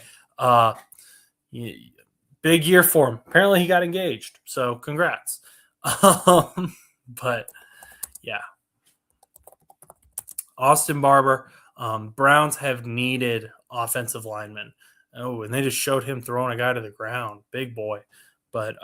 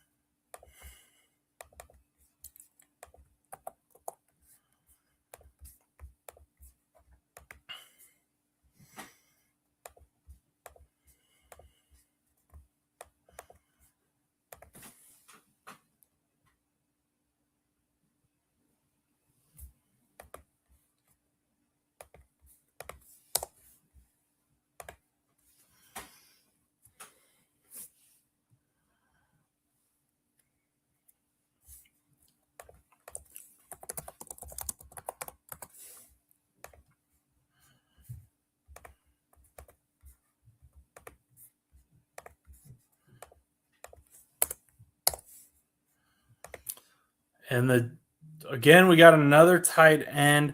The out of Ohio State, Will Kakmarek is heading to the Dolphins. Darren Waller, older, may not be coming back. Maybe some questions there, but he's heading to the Dolphins. Will Kakmarek, the second Ohio State tight end that we have seen drafted tonight. So, of course, Max Clare being that first one headed to the Rams. So, saw two Georgia players get drafted back to back. Now we're seeing a Florida player, an Ohio State player. So we're going back to the Big Ten. Jaguars pick is in as well right now.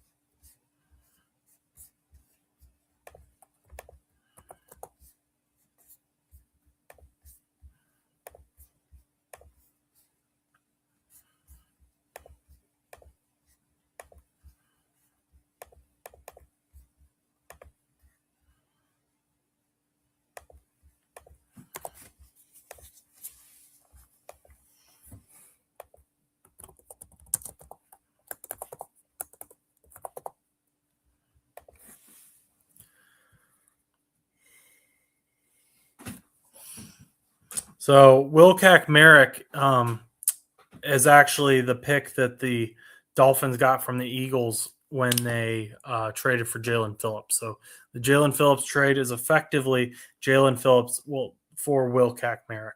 So be interesting to see who wins that trade. I think that you would have to have Will Kakmarek just have an absolutely outstanding career with the Miami Dolphins in order to win this trade.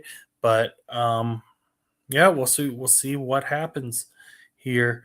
And of course, the Eagles didn't even really get Jalen Phillips for that long. He ended up leaving in free agency to go sign with the Panthers. So I just thought about that. So Will Kakmarek, you are a Miami Dolphin, and you have some vengeance to take on the Panthers. That's kind of where. And we now know the Jaguars pick. Finally, Emmanuel Pregnon gets selected. We've been waiting for this for all night. He was supposed to go in the second round, falling into the third round. So,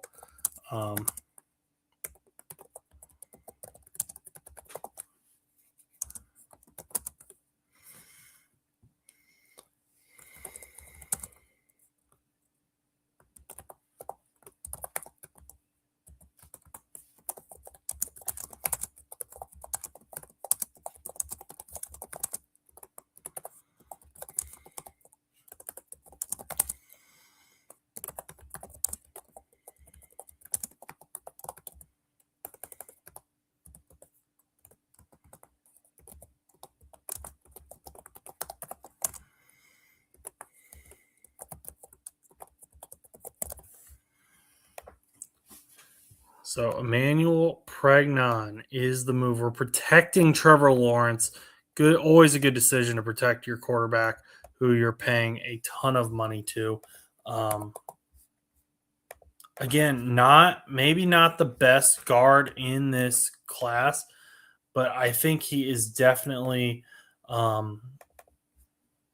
better than this. I mean, I think this is great value for what we've kind of come to expect. So yeah, he fell, but I don't know why. He is, I believe, a little bit older, So that could be part of it. Let's see here. Pregnon, 36th overall on the PFF board. Let's look at him. 0 sacks allowed, 1 hit allowed, 3 pressures allowed. He's 24 years old, so not a whole lot older, just a little bit older. So he's part of the 2020 recruiting class, 6'5", 318 pounds. He's a big guy.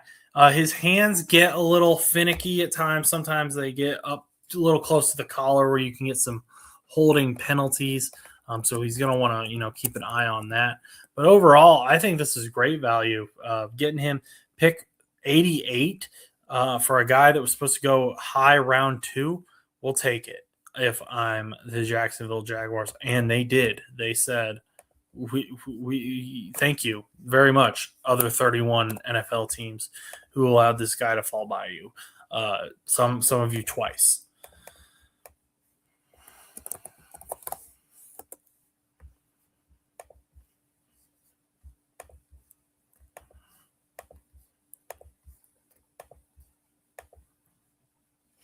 Next up, we got the Bears. Again, the Bears have been having a very, very good draft. They've got pick 89. Xavier Thomas out of LSU, wide receiver.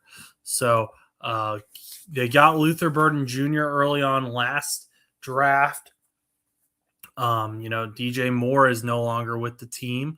So they're looking a few different directions at wide receiver, and they want to add to that wide receiver room in the that was a nice route they just showed. They want to add to this wide receiver room, add to this depth. What kind of players can they get that Caleb Williams can elevate? Can Caleb Williams be the type of quarterback to elevate players? That's what they're looking at as they, kind of still continue to evaluate him. He looked really good last year. Caleb Williams took a major step forward. And so they're gonna reward him with some more weapons.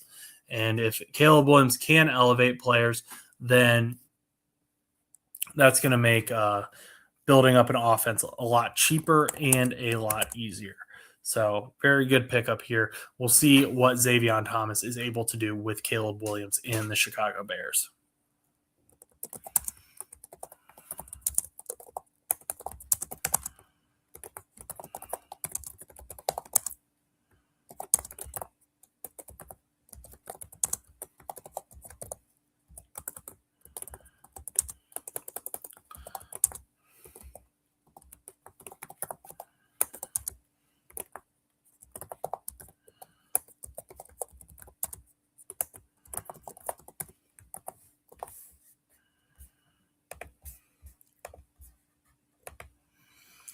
Kaelon Black going in the 3rd round. That's early. He was not slotted there at all. The IU running back. Okay. I don't hate it. I'm a little shocked that he went that early, but good for him. Good for him. He's going to the 49ers, going to get to learn behind one of the best running backs in the NFL, and that is, of course, Christian McCaffrey, going to a very running back friendly scheme as well in Kyle Shanahan's offense. So that should be very, very good for Kaelon Black. Like Ian Rappaport pointed out, Black wasn't even invited to the combine. So for him to go in round 3 is insane. There must be something they really like there.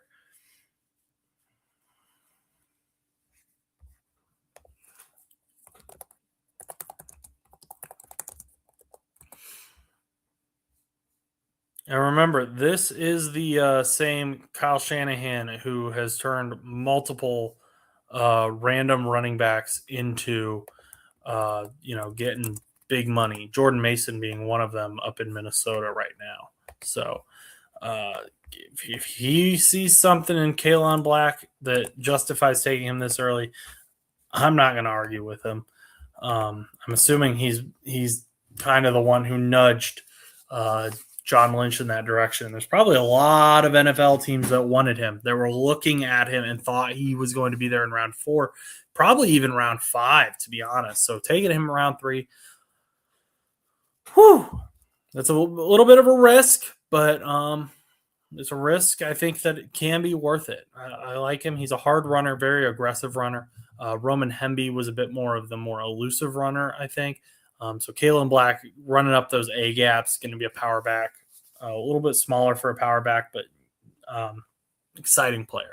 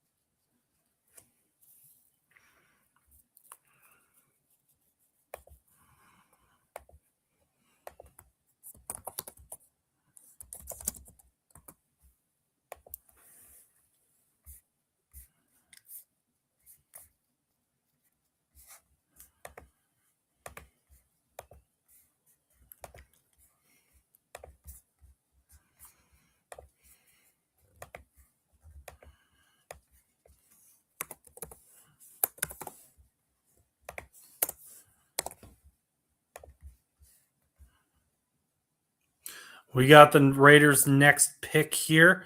Who will they go with at pick 91?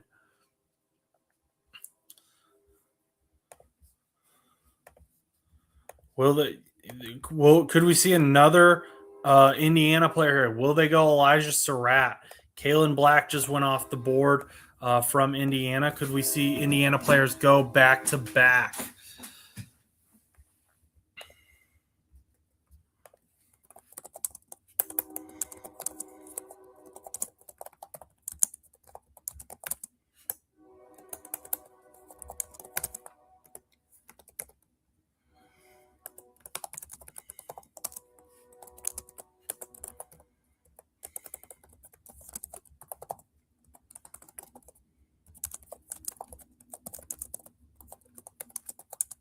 Trey Zunn the third, center out of Texas A&M, and that's very interesting because they just signed Tyler Linderbaum in free agency to a big money contract. So interesting that they would go center in the first or in the third round. Obviously you need depth. That's important, but Tyler Linderbaum is not old. He, very spent a ton of money on getting him to Las Vegas. So I'm a bit shocked by that move, but these day 2 picks, these last 2 picks to be specific, have been a little bit confusing to me for the Las Vegas Raiders. But you know what? We'll see what they can do. Hopefully they get my boy Fernando some help. And again, I'd like to see them go after like someone like Elijah Surratt or just another guy from Indiana to help get him some early chemistry, someone that he's used to. Of course, that's not a necessity, but it would just be really fun, and I think it would be really helpful for their team overall.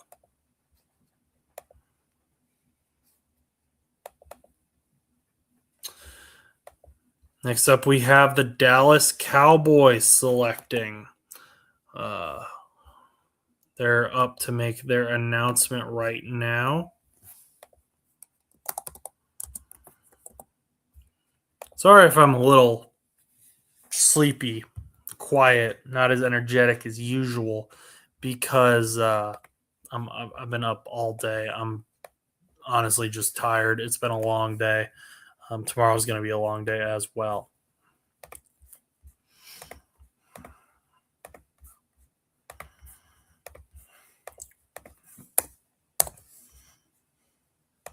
Jaysean Barham. So, edge out of Michigan. Just someone who I think could end up being elevated. The Dallas Cowboys. We had some Cowboys fans in here yesterday asking about pass rush. They weren't happy with Malachi Lawrence. Well, Jaysean Barham, he isn't the best. He isn't the best guy, but he's quick and he can get from one side of the field to the other in no time flat. His closing speed is insane. He's very aggressive. He wants to be the best. So if the Dallas Cowboys are able to, get some good coaches in there, get some good drills going, I think Barham could end up being a absolute steal. Where in a few years we're asking, how did this guy go in round 3? So very good, very interesting at least pickup for the Dallas Cowboys. He is a rough prospect, but I think you take it if you're the Dallas Cowboys and you're continuing to look for that pass rush, hoping one of these guys works out.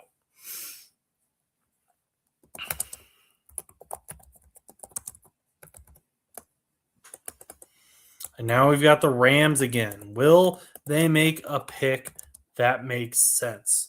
Probably not. But here's to hoping.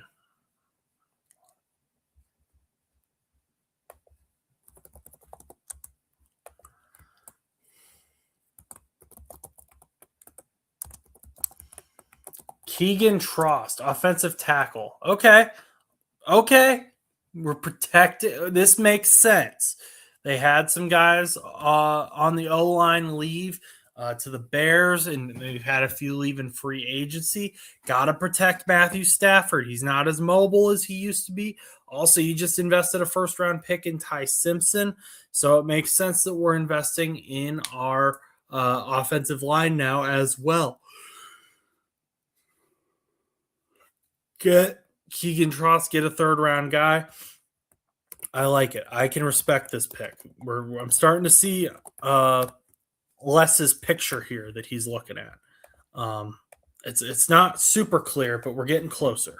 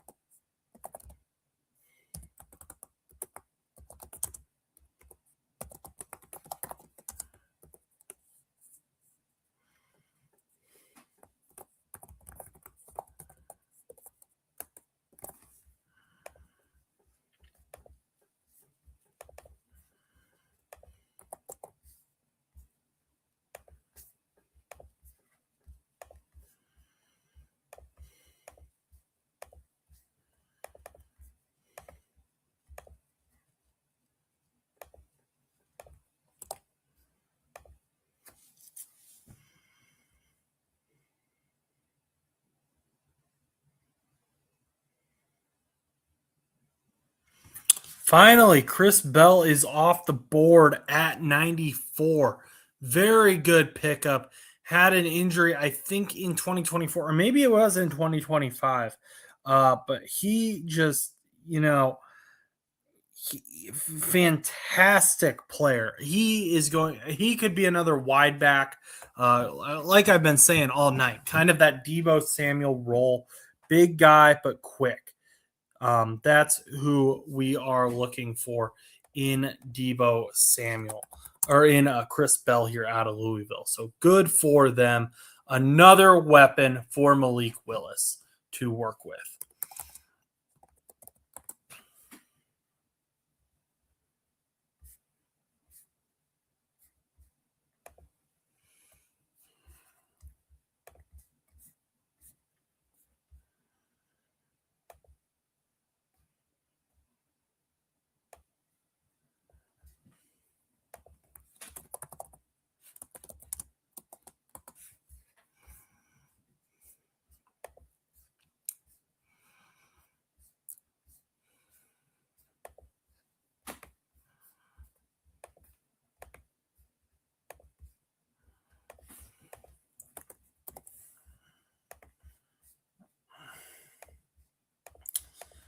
Okay, so yeah, Chris Bell, 72 receptions, 917 receiving yards, 6 touchdowns. Malik Willis should be ecstatic tonight by what has been selected for him to work with. Malik Willis is kind of still trying to prove himself as a player, that he should be a starting caliber quarterback. So getting these weapons is going to be very important to him as well, even if the Dolphins aren't competitive this year.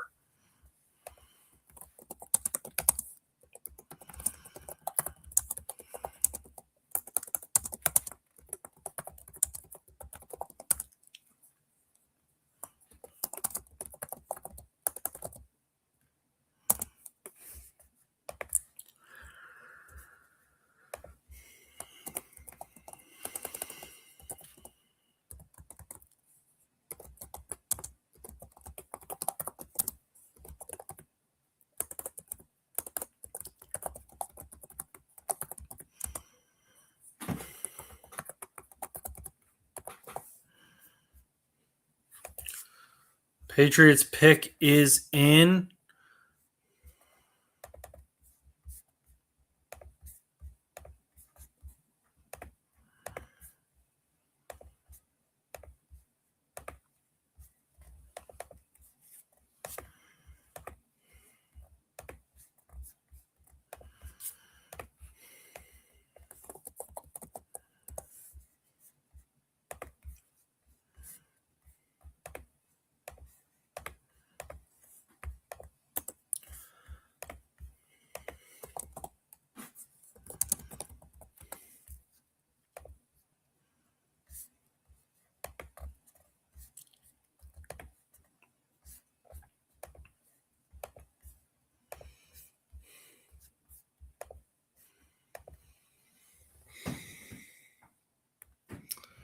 The Steelers are trading for the Seahawks pick. So the Steelers want one more player in the third round. They've gotten Drew Aller, they've gotten Dalen Everett, and they're saying, hey, we're not done yet in this third round. We need one more guy. Omar Khan has a plan. I have no idea what that plan is, but we're going to get a better idea of what that plan is here in just a little bit here. The draft is in Pittsburgh this year, so maybe he's just wanting to see that Pittsburgh logo up on the stage a lot.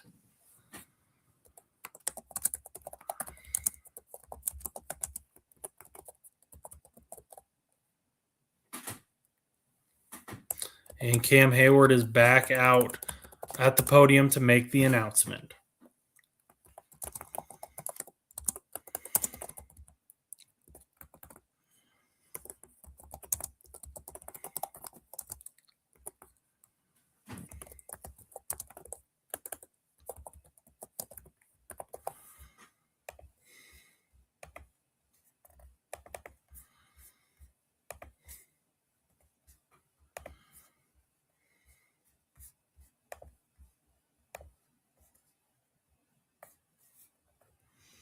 Jennings Dunker, offensive tackle. Okay. Okay. Got to protect that new quarterback. They went offensive tackle in the first round of last night, obviously, with Max Ionankor. Interesting move, especially since they traded up for him.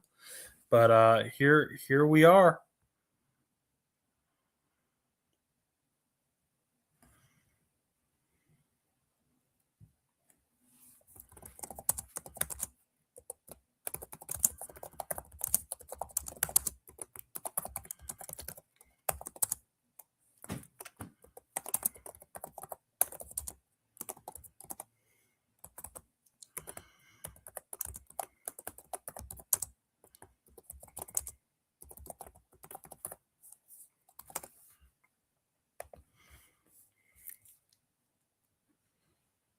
The Vikings are now on the clock.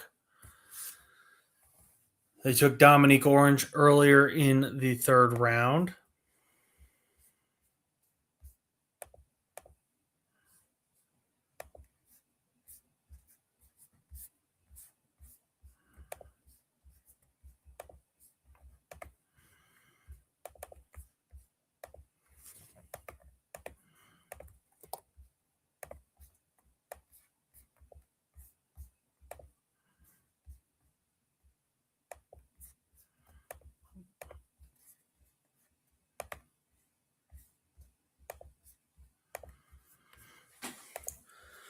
All right.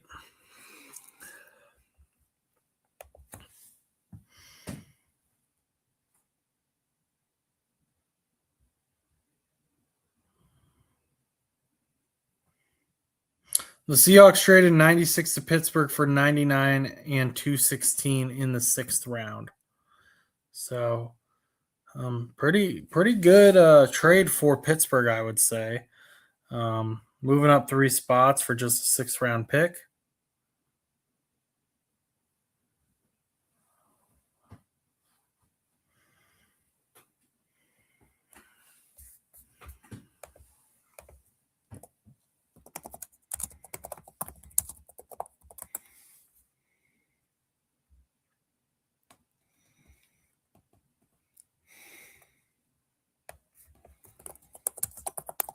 The Patriots ended up taking Eli Raridon. No, that's not right. Wait, no, that might be right. I think Eli Raridon went to the Patriots 95th overall. So, Notre Dame tight end heading over to New England. I missed that pick because I was focused on the trade at 96.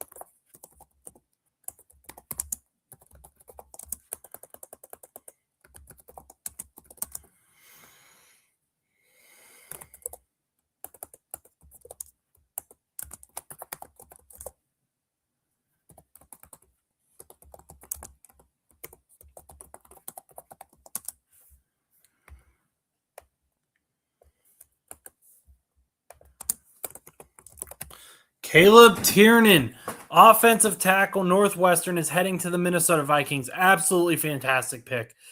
Great player. He plays primarily left tackle. Offensive line is something that the Minnesota Vikings have needed. Christian Darrisaw went down, and they almost completely lost their entire offensive line, it seemed like.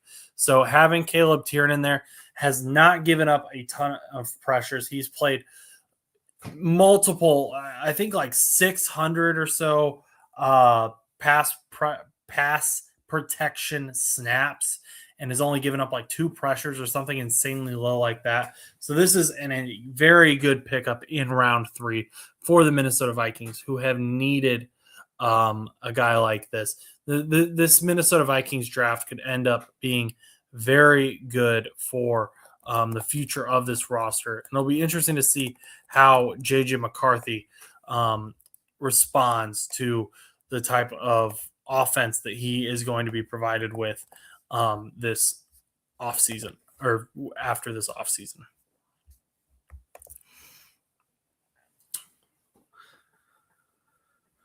And the Vikings' second pick is in. Jacoby Thomas is headed. The safety from Miami is heading to Minnesota as well. So another good pickup for the Minnesota Vikings at pick 98.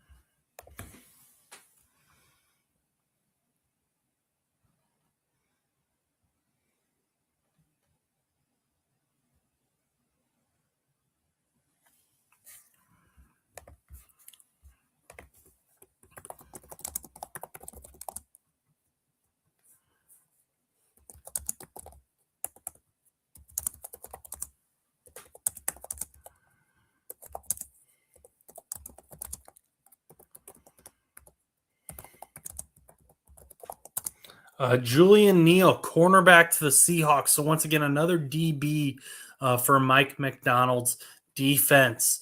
They took Bud Clark, the safety, earlier. Very good defensive back room already, and they're just continuing to add to that. So good move there for the Seahawks.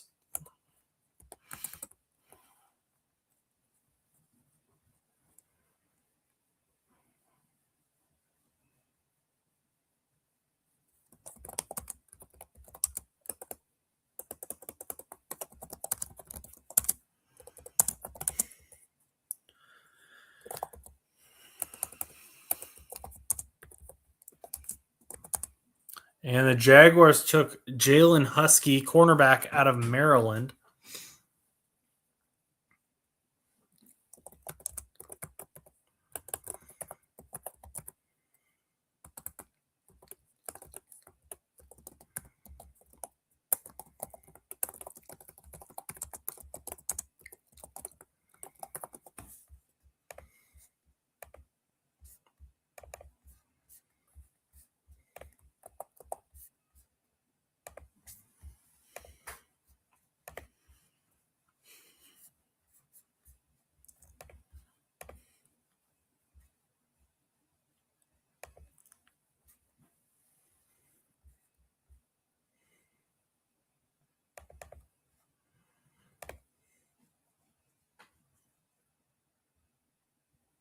And round 4 will kick off tomorrow with the Buffalo Bills on the clock currently.